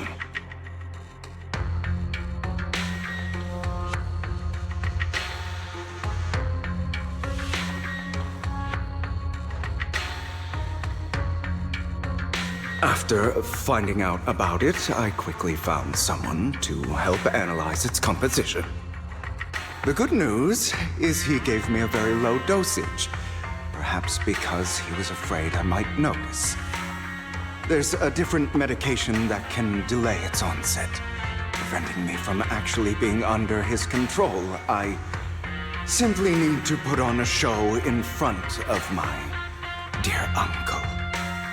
The bad news is that currently there is no antidote. When I delay those effects, however, they will accumulate and erupt when my body reaches its limit. It may even break my mind. And that's exactly what's happening now. I need to endure those accumulated consequences. So, I will lock myself in this room for however long that takes. I've tied my limbs to prevent me from smashing this place or accidentally hurting myself. Anyway, after you leave, do not open this door, no matter what you hear. I recommend seeking professional medical assistance. This is advice I received from a doctor. Or are you saying you don't believe I can make it? So, I can't. Come find me here at the scheduled time. All you need to do is smile and await my victory. What if I want to stop you? You know you won't succeed. You never have. And you never will. Well, time is short. Let's begin. I understand. Don't die, you stupid bastard.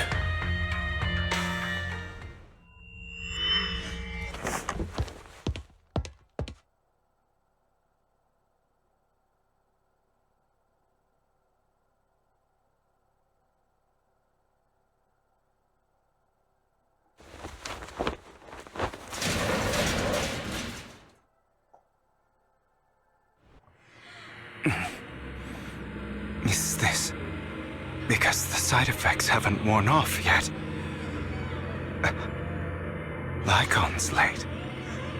I'm surprised. Or is something wrong with time itself? Looks like someone's over there. Might as well go ask.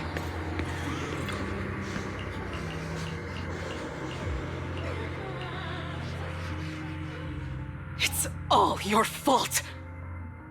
I wish I had never given birth to you!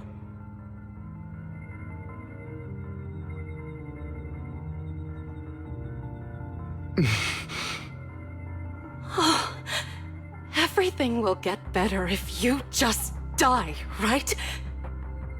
If you die, he'll come back. We'll have another, more perfect child. One who will inherit the Ravenlock family bloodline. Then I'll be able to escape this pain. So, Hugo, for the sake of Mommy's happiness, just die, okay?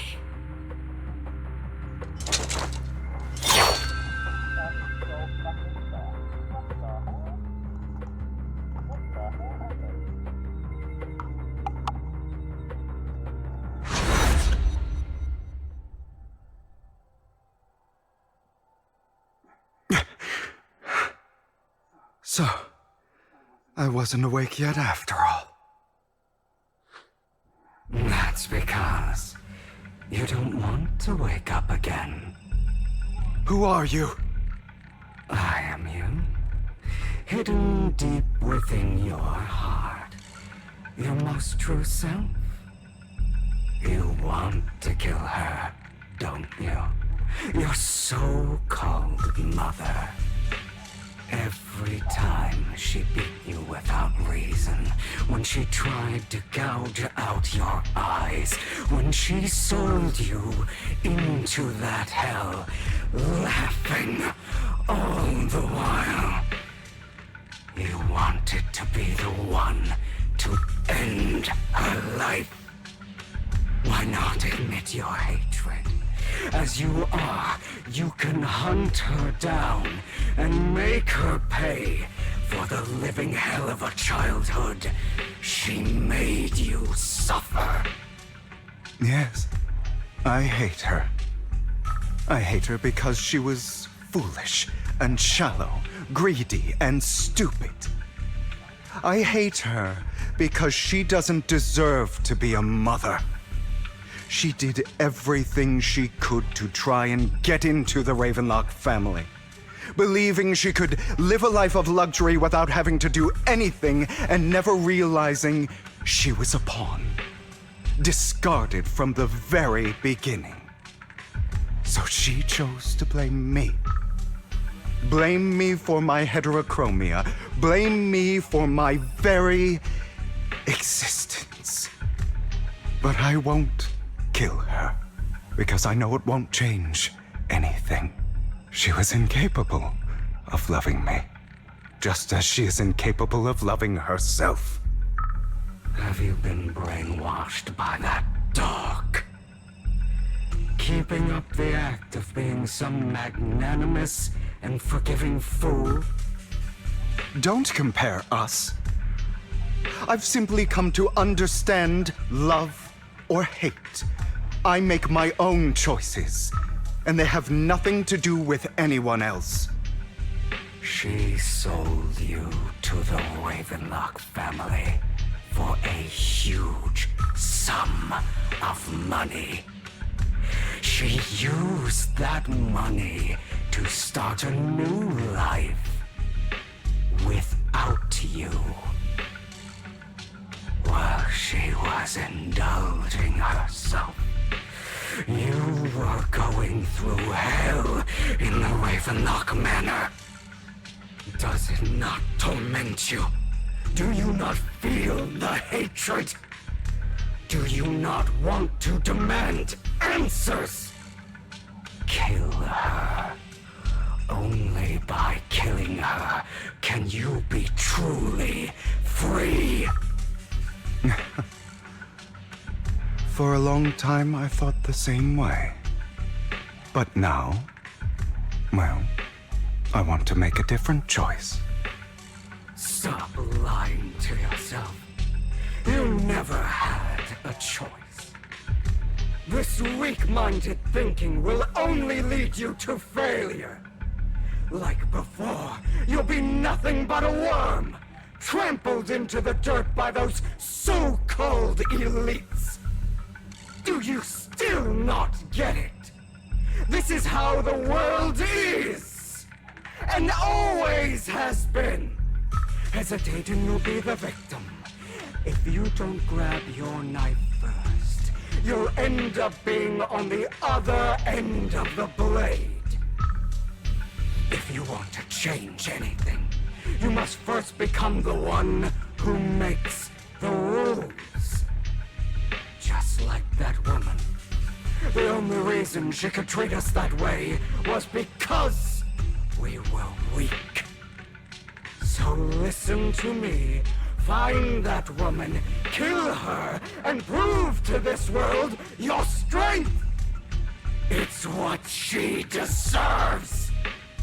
Why forgive them? They don't deserve it! I'm not forgiving them. Or rather, I don't care about them. They don't even matter, at least not yet. You know, perhaps the person I hate the most, the one I truly cannot forgive, has never been someone else, but rather my weak, powerless past self who could do nothing but hide inside a closet and cry. I hate myself for having neither the strength nor the courage to resist. I hate myself for begging for so-called familial love, even after being treated so terribly. I hate that despite the pain of my wounds, I still hope to receive the carrot and not the stick. And meant me as you, correct? So, I forgive you. I forgive myself. You'll regret this, fool. Your pretty words mean nothing. You will ultimately return here to me.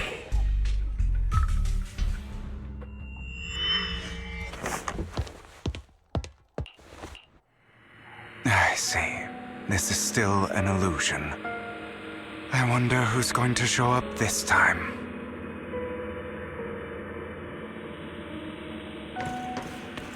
Brother! Hugo, let's play hide and seek! I'm already hiding! You'll find me, right? Like you always do!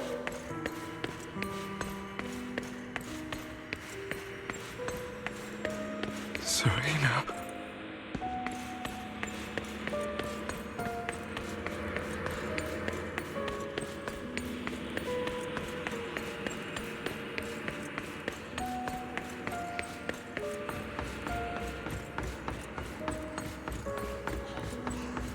You're looking in the wrong place. I found an even better hiding spot this time. Harder to find than any place you showed me.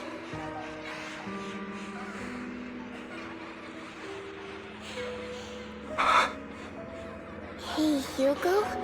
Do you ever wonder why I had to die?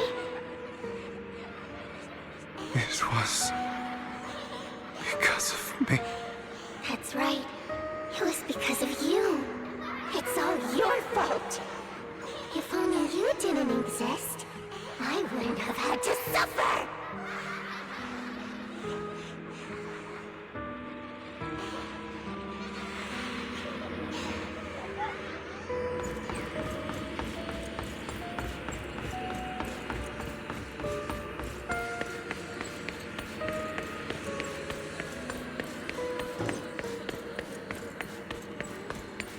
Still looking in the wrong spot. I can't believe you still haven't found me after all this time. Have you forgotten about me? I haven't forgotten. It's okay. I'll forgive you. I'll still be nice to you, just like before.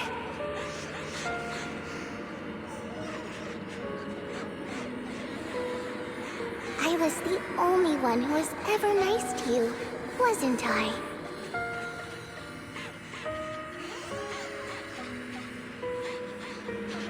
Yes. Then tell me, why do good people always suffer? Why is kindness always punished instead?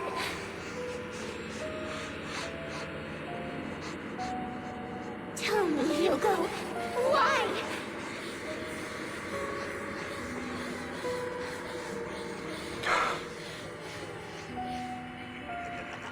Hugo, are you lost? Go back the way you came. I left you a surprise there.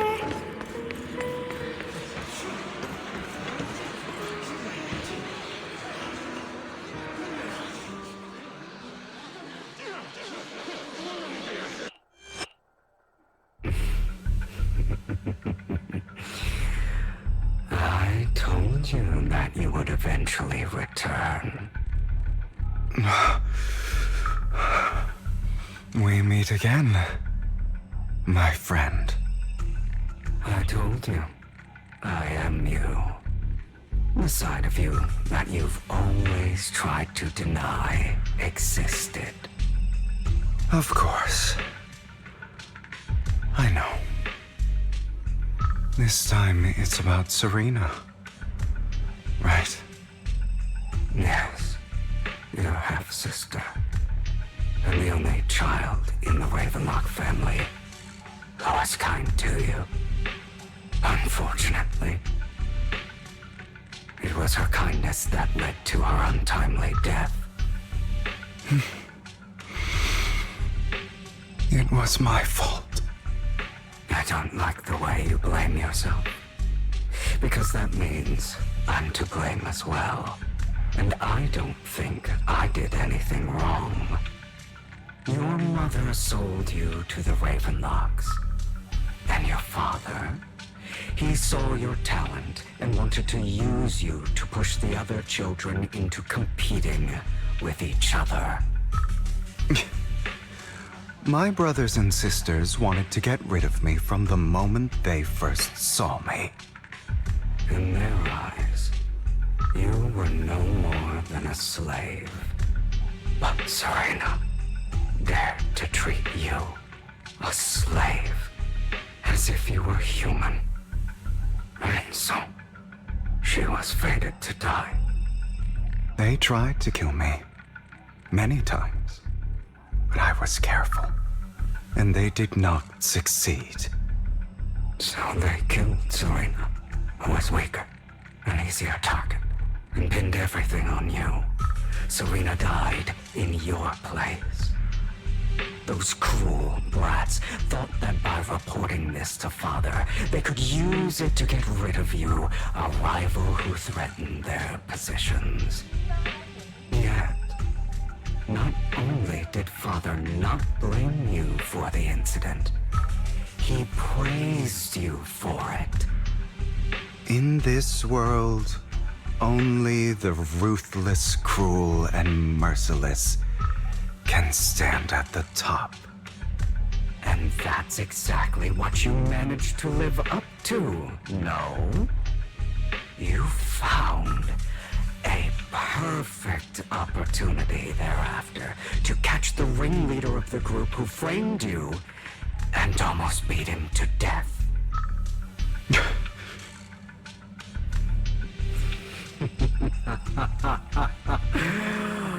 Oh, you should have seen the expression on your face back then.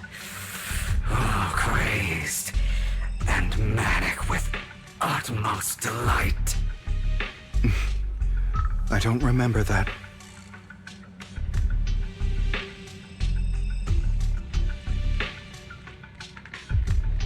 Here you go again, trying to deny your desires.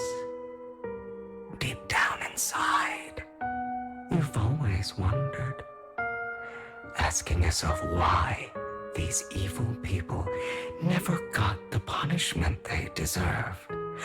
Why the world is so unfair. Don't you want to rip them to shreds? Just like that day when you beat that boy's face into the dirt until he was barely recognizable. His disgusting blood staining your fists. Recall your exhilaration, your cathartic release of rage, that outpour of hatred.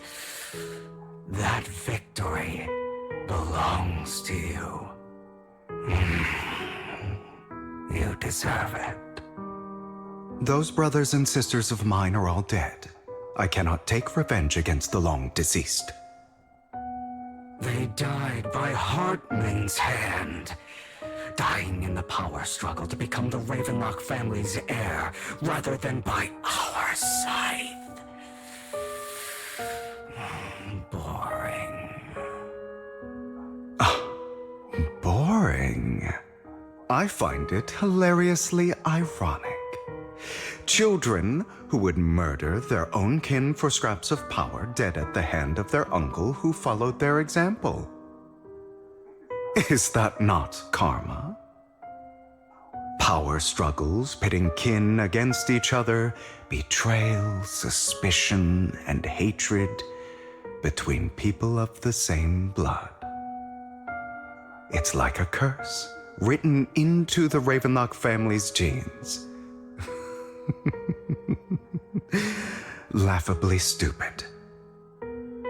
Don't forget, my dear, that the same blood flows through your veins.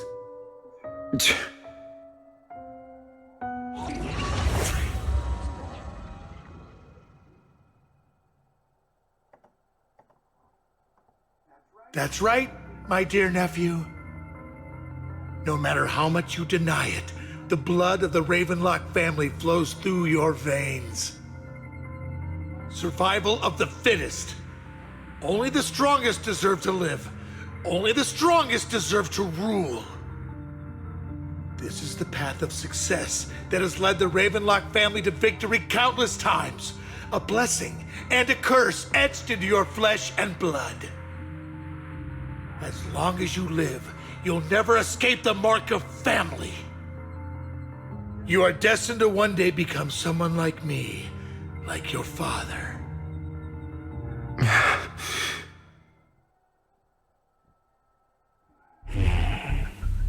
Is that fear I sense?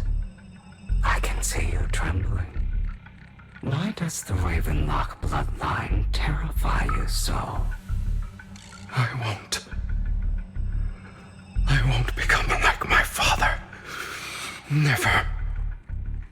You won't become a failure like him. So relax. Our power eclipses him, and so does our ambition. So, do not deny your own desires. Do not resist your own ambition. This is the talent you were born with. The best gift fate has ever given you. Admit it. Deep within your heart lies a spark, yearning to ignite a raging inferno that will burn everything down. And I am that spark.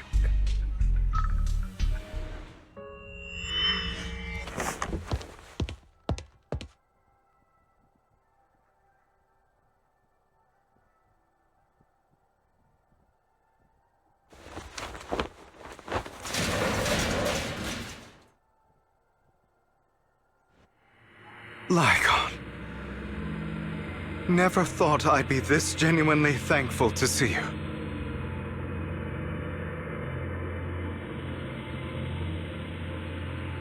Seeing you means this never-ending nightmare is finally over, right?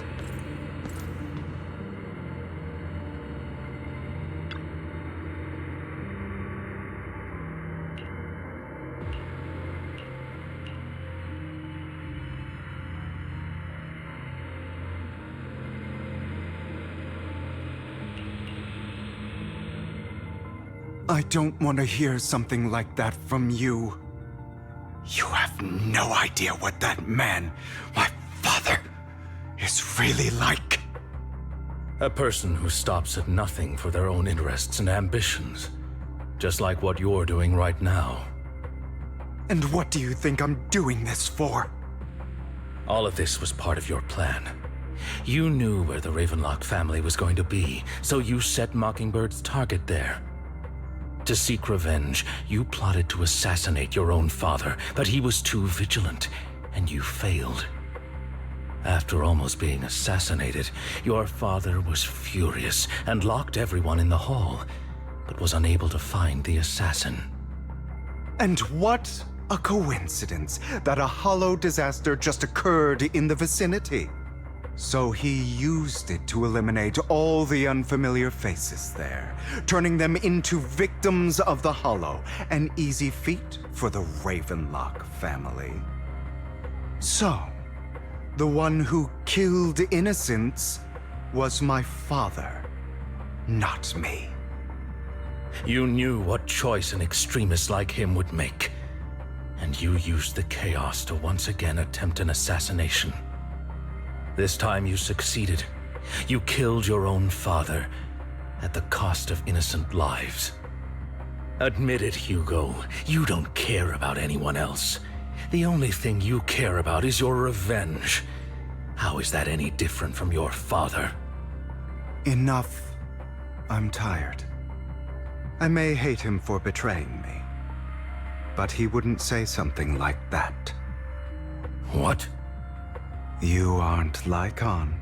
You're the other me, hidden deep within my heart.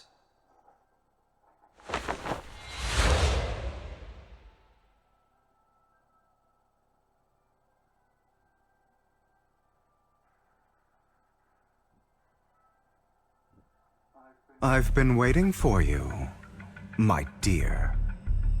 It seems you've already grown accustomed to this place, even turning the tables on me. Just as you said, you are me, and I am you. There's no such thing as having an advantage over oneself. We are ultimately one and the same, forever inseparable. Then you should know what I want to say. When you and Lycon split, you didn't even try to clear up the misunderstanding, didn't deny or argue against what he said. Because you realized that deep down, he was right about you. You just hadn't acted on it yet. Some people live only to bring more suffering into this world. Sometimes, murder is what brings justice back into this world. For that, I must stain these hands in blood. That's right.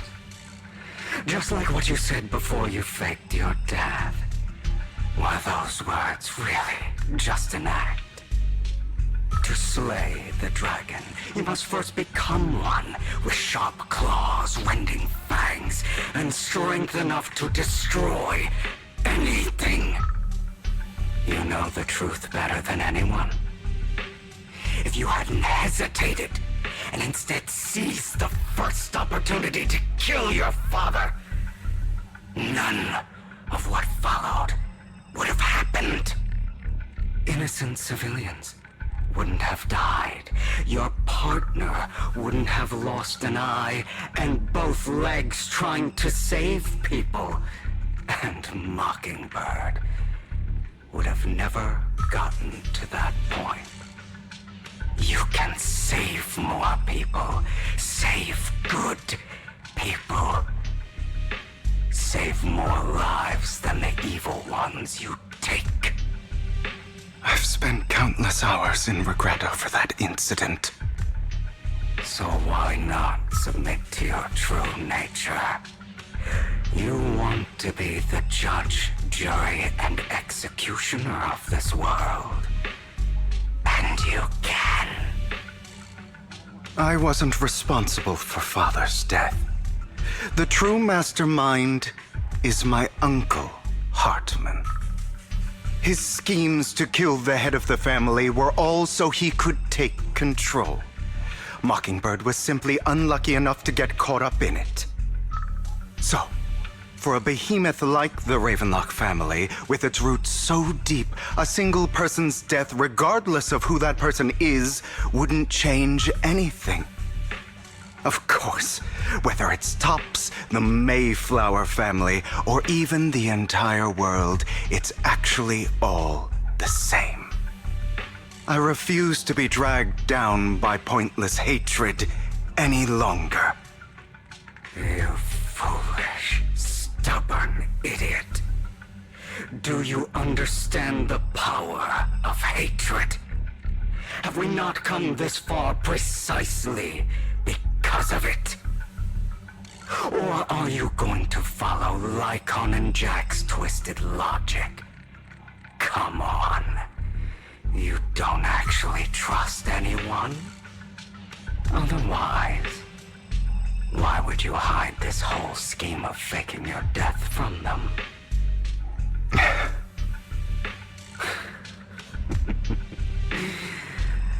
You've built an impenetrable wall around your heart, keeping everyone out. Of course you are right to do so. No one in this world can be trusted. Always. all you'll receive is hatred from your own blood and no love. Suspicion from your companions, and betrayal that comes all too easily. But the most ridiculous thing is that you want them to trust you. You stay silent and long for them to notice your suffering. You yearn for your companion's understanding and trust. Idiot. That's why you are incapable of exploiting them for your own ends. You care about their safety even more than your own. But remember, only the weak need companions. And we are children born from hatred. We are different from them. I will never be like them, and I don't need to be. Come. Let me show you what powers we can wield. But you are me, and I'll never lose to myself.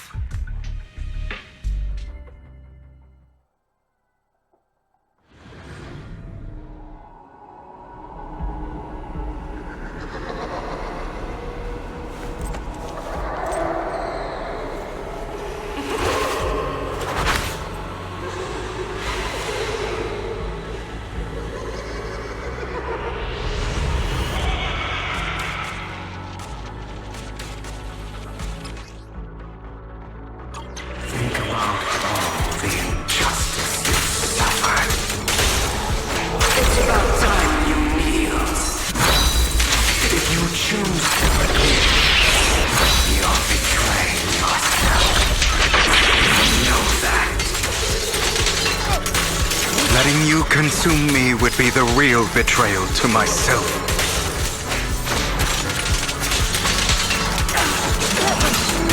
You're just afraid to admit it.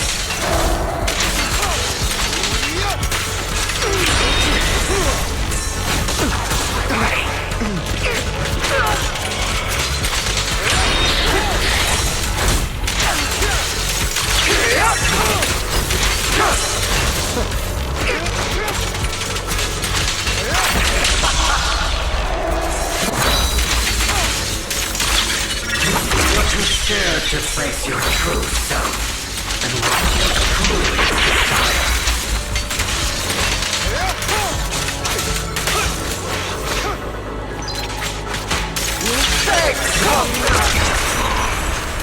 Are you trying to kill me? You think you can just get rid of me? Without me, you are nothing. For what it's worth, thank you. Don't be afraid. You and I are inseparable. You're part of me, just as I am part of you.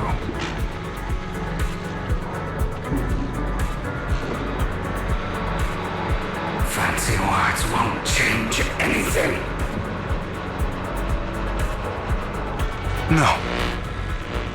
It's not just platitudes. I finally understand now. Some pain only fades when it's seen, when it's accepted.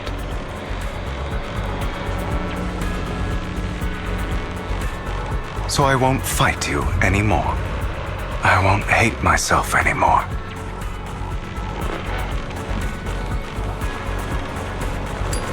Weakness, hatred, malice.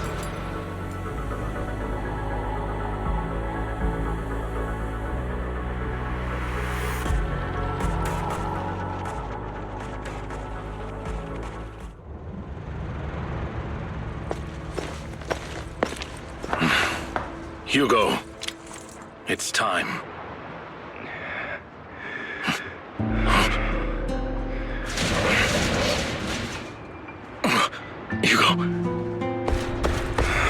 Hugo, you... Did I scare you? made it through. I won. No praise for me, my dearest partner.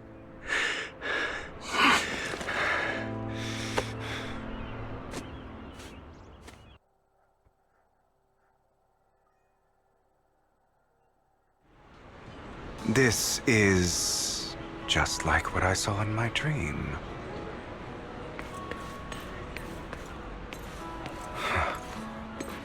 I guess there are still some lingering side effects.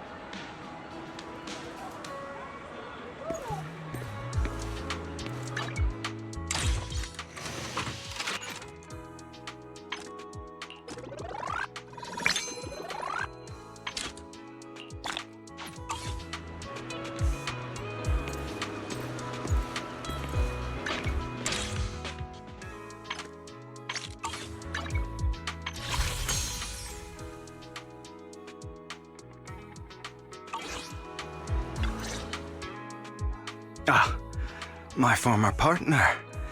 You're still as punctual as ever. Are you sure you're fully recovered? How about we fight? And I'll show you how recovered I am. I refuse to fight someone who is in need of medical attention.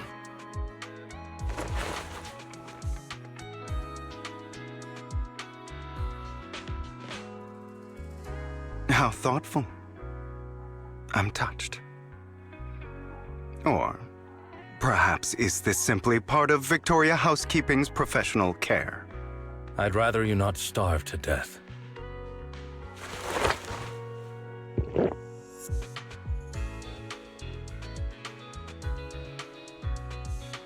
Not to your liking. I'm fairly certain this is the same kind as before. No.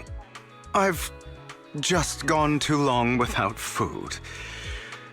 It feels a bit uncomfortable. Either way, thank you.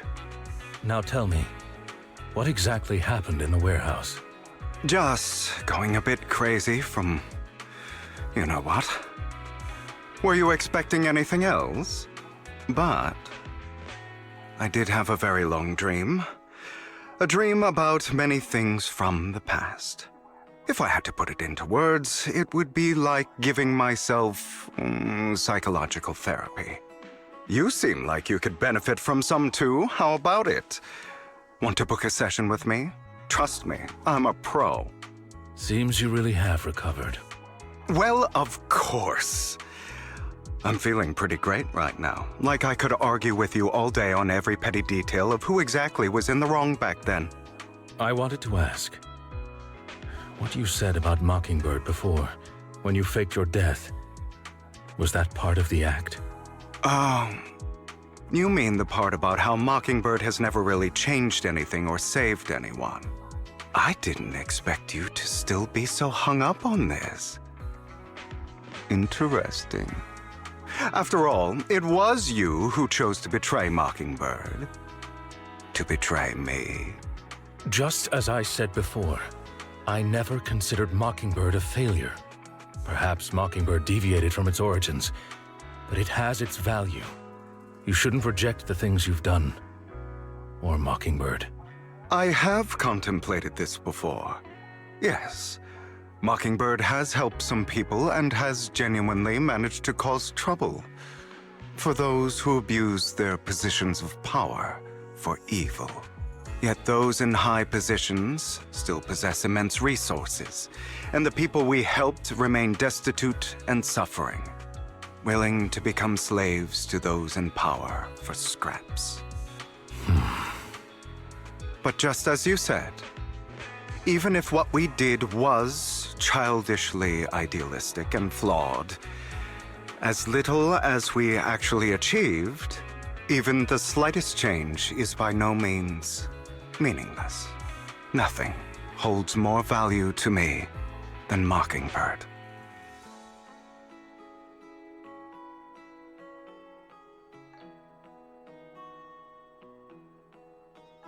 All right, let's catch up later. I still have things to do and need to wrap up my plan. I thought you would rest up first.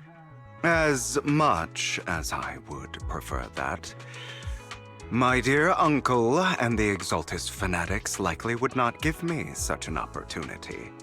If all has gone to plan, the fish will have taken the bait already. And if everything goes very well, I'll soon have solid evidence of the Ravenlock family's crimes. Well then, thank you for your assistance, former partner. Let's part ways here. I'll go with you. Lycon, surely you don't think that because I just recovered, I'm too weak to deal with those useless fools. Hartman's actions will disturb the safety of New Eridu. As I serve the mayor, I should intervene. Very well, whatever. Let's go. And don't slow me down.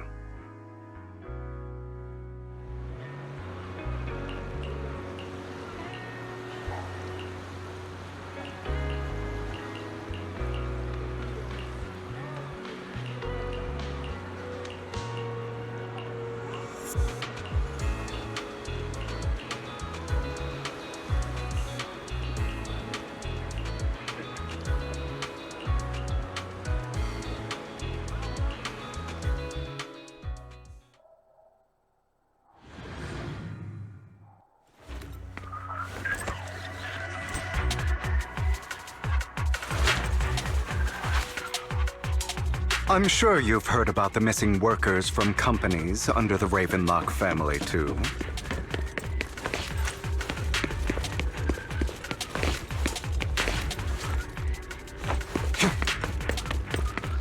I know where they are. Those are Ravenlock's men. The workers with them are the victims who were tricked into going into the Hollow.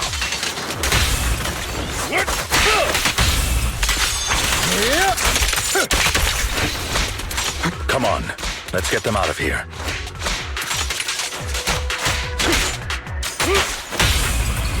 Oh, wait.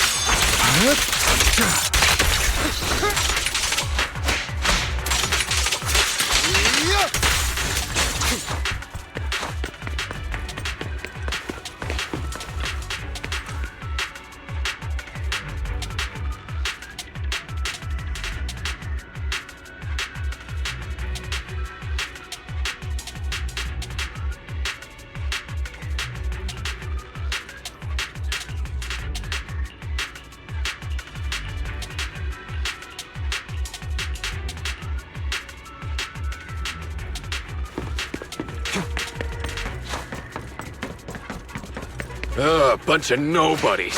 Annoying as hell. Kill them! In position.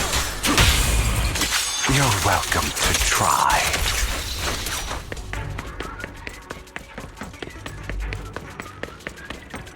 More workers here. And quite a lot of them.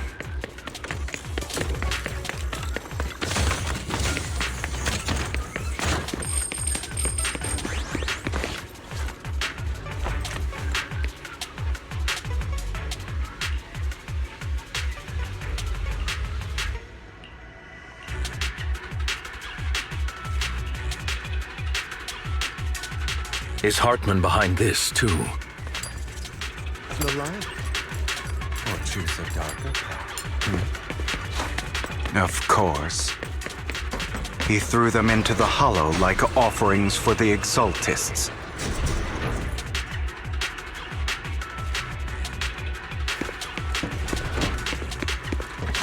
To him, those workers are just another...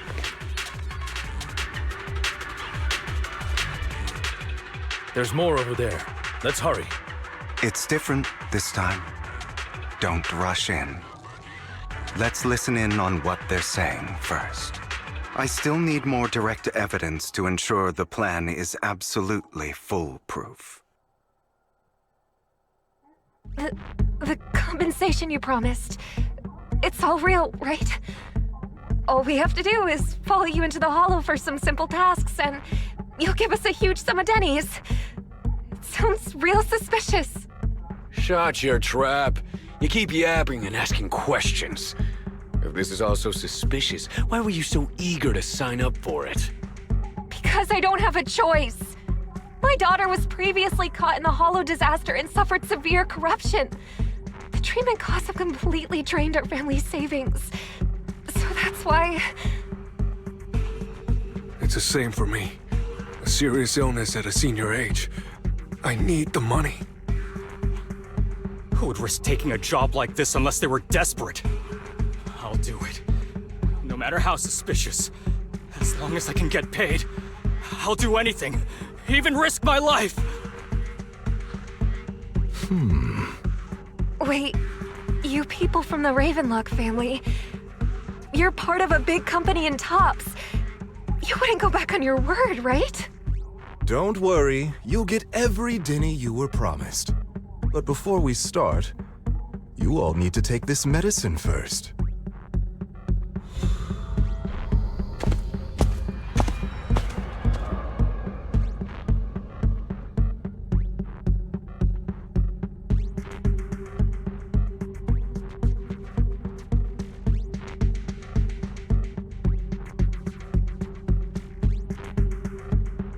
Bro, should we really be doing this already? These workers keep talking. We're wasting time like this. And the sooner they take it, the sooner it'll be over. Consider it an early release for them. What? You didn't say anything about having to take pills before. Look, this is good stuff, all right? It'll increase your ether aptitude. There's tons of people who'd kill for something like this. Exactly! You'll be working in the Hollow for several hours. This is essential medication. You have to take it before we continue. If you refuse, then you can forget about the job. Of course, you won't receive the compensation either. Lycon, what are you doing? Rescuing those workers, of course. There's clearly something off about those pills. We can't let them take them. Now is not the right time.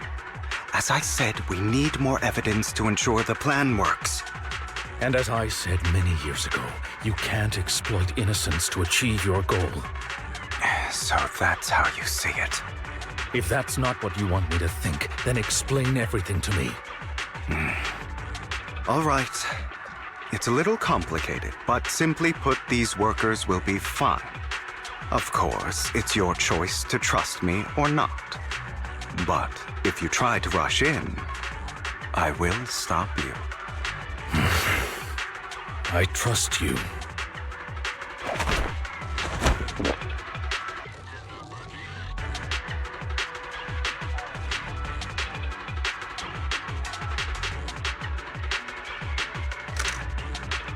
All right.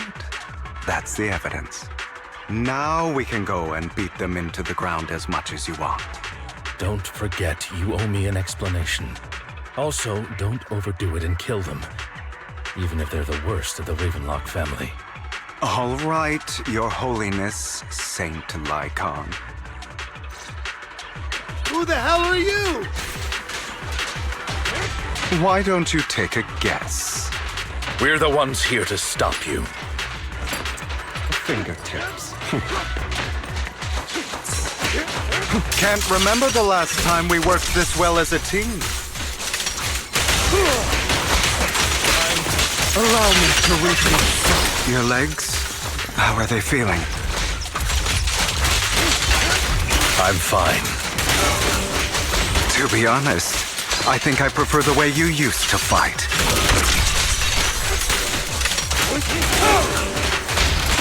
You had a lot more aggression.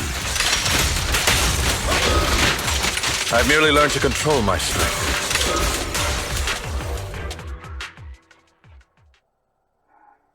Damn it! Who the hell are you? How dare you mess with the Ravenlock family? Ravenlock. Savor the name while you can, for it will soon cease to exist. What's that supposed to mean? It means exactly what I said. I think this might be good for you. Sever your ties while you can. You still have a chance to walk your own path. The family's honor comes above all else. Is that really what you think? I saw the compassion on your face just now. You're not from the main family, right? That's why you were assigned to these trivial tasks. But in reality, there's no need for you to keep playing this boring game for them. I don't have a choice. From the moment I was born into the Ravenlock family, You always have a choice, if you're willing to act. All right, let's end the small talk here.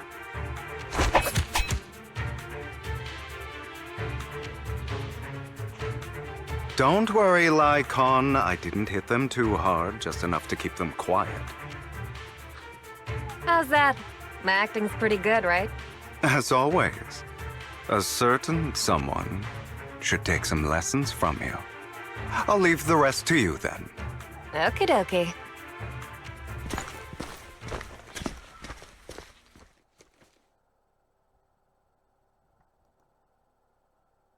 Okay, now can you tell me exactly what's going on here? As you can see, that worker just now was actually an informant of mine. The pills were swapped out with vitamin tablets. Outside of this batch, some workers have already taken the actual substance Hartman has.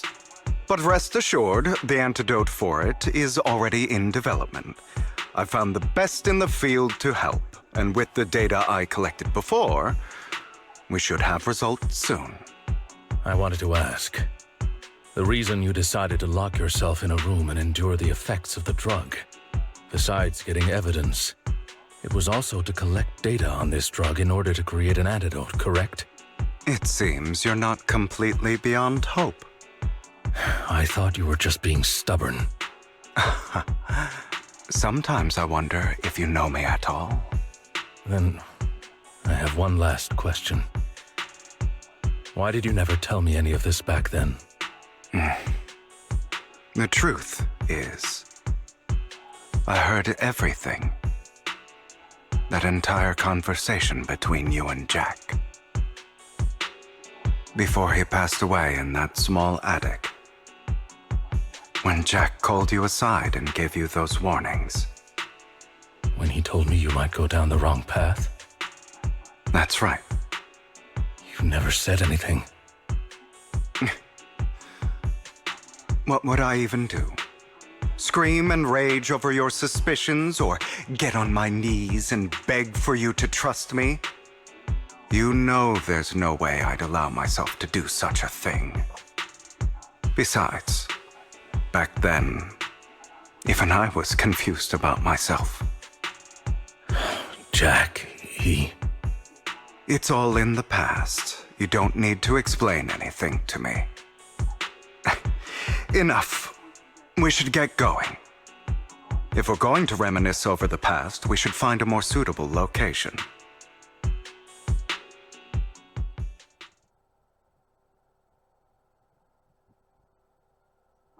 Lycon?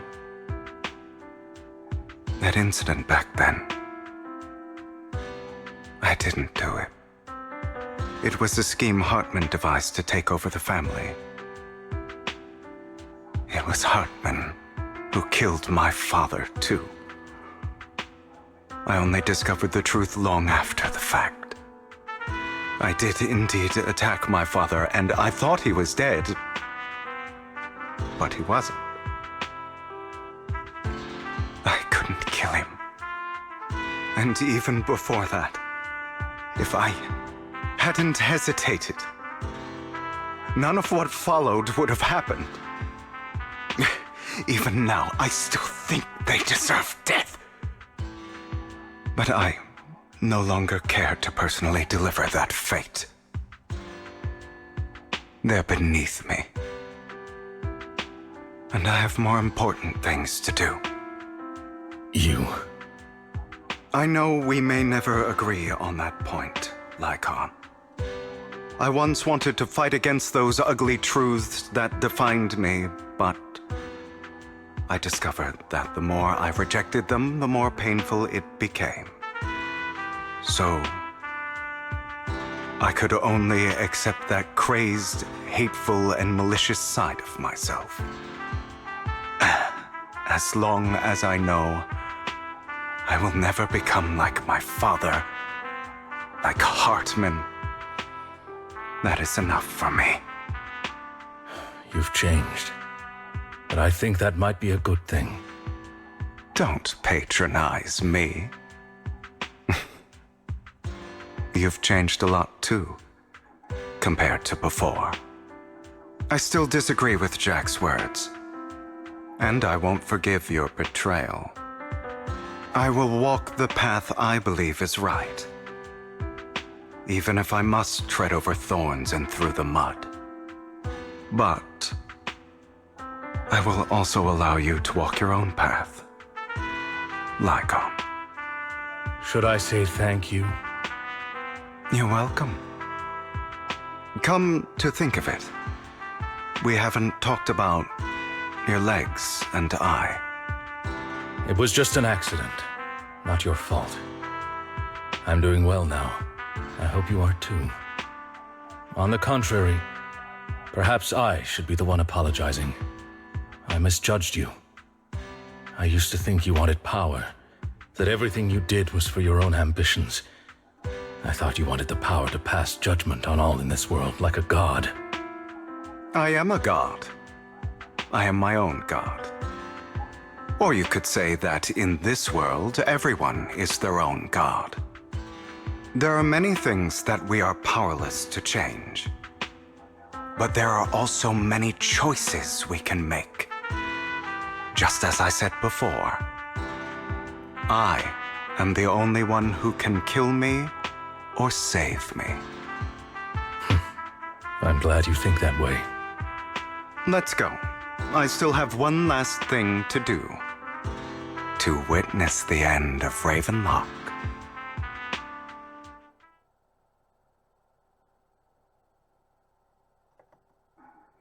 You really think you can take my place if I die? Never, you filthy bastard! Your little tricks mean nothing. As long as the Ravenlock family stands, I can still get back on my feet. You still don't get it, do you? This was never about avenging my father. And I don't care about taking your place. I didn't come this far just to kill you. That'd be pathetic. Right on cue. Why don't you take a look at this, Uncle? On behalf of TOPS, I'd like to clarify that we had no involvement in the Ravenlock family's actions. TOPS is officially terminating all partnerships with the Ravenlock family, effective immediately. We will have no further affiliation with them. Are you crazy? What the hell do you get out of ruining the Ravenlocks? You want to be a petty thief forever? Thief? Oh, Uncle. Allow me to reintroduce myself. I'm the name people whisper about. The one who robs the rich and gives to the poor. I'm the master con artist who can fool anyone, anytime. I'm the leader of Mockingbird. The one who turns every headline into my own stage.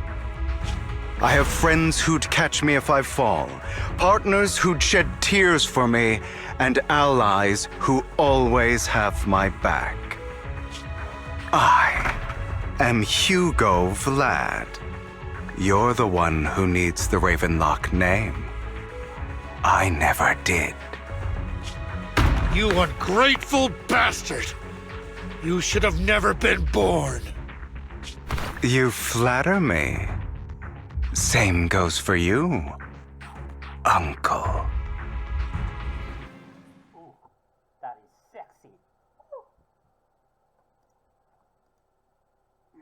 You've done well, Vivian. You had better give me an explanation. And here I thought this would be a touching reunion. What's with all the anger? Hugo, I'm a member of Mockingbird too. And I mourned your death. Listen, Vivian. I don't want you or the people you cherish to get caught up in danger because of me. I've always been selfish. so I don't hesitate to use you all as variables in my plans. But it is because I am selfish that I also don't want my failures to affect my treasured companions.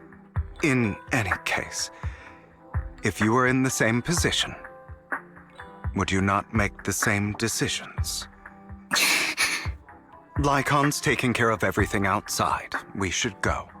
Also, Belle, thank you. And I'm sorry for the whole act where I threatened you. It was the only way for Hartman to drop his guard against you and leave you be. I, Hugo Vlad, am forever indebted to you.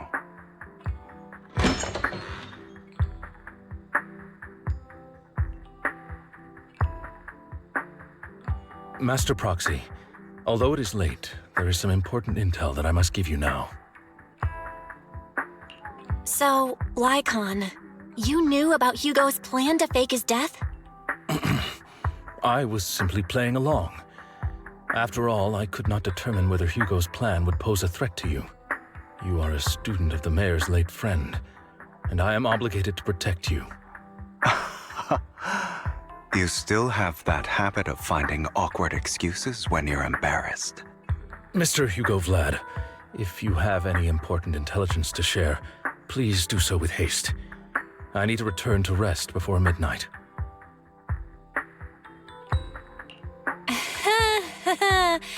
You two sure are close. For the sake of a certain old fossil's sleep schedule, I'll keep it brief. I learned from Camille that Dina intends to embed the sacrifice core into the sacrifice. Apparently, it will make the sacrifice much stronger. Sacrifices created this way will not retain their minds and will indiscriminately attack all living beings, including their creator. So the Exaltists don't do this. It would bring them no benefit. But Dina's concoction can control people's minds. If a person takes the pill and is injected with the serum Landon left behind, the sacrifice would be under its creator's control. Although the dormant sacrifice has been destroyed, Dina found a batch of that serum her father created and wants to create new sacrifices. Never mind the sacrifice. Hartman's sacrifice core is a fake. We don't know where the real one's gone. The real core has always been here. Here? In Lord Phaethan's video store? Vivian, do you remember when I suggested you give that collectible to our dear Proxy? I remember. But that was just an ordinary pendant. And I've met the person who submitted it. She has absolutely no connection to the Exaltists. How about our dear Proxy take out that pendant so we can take a look?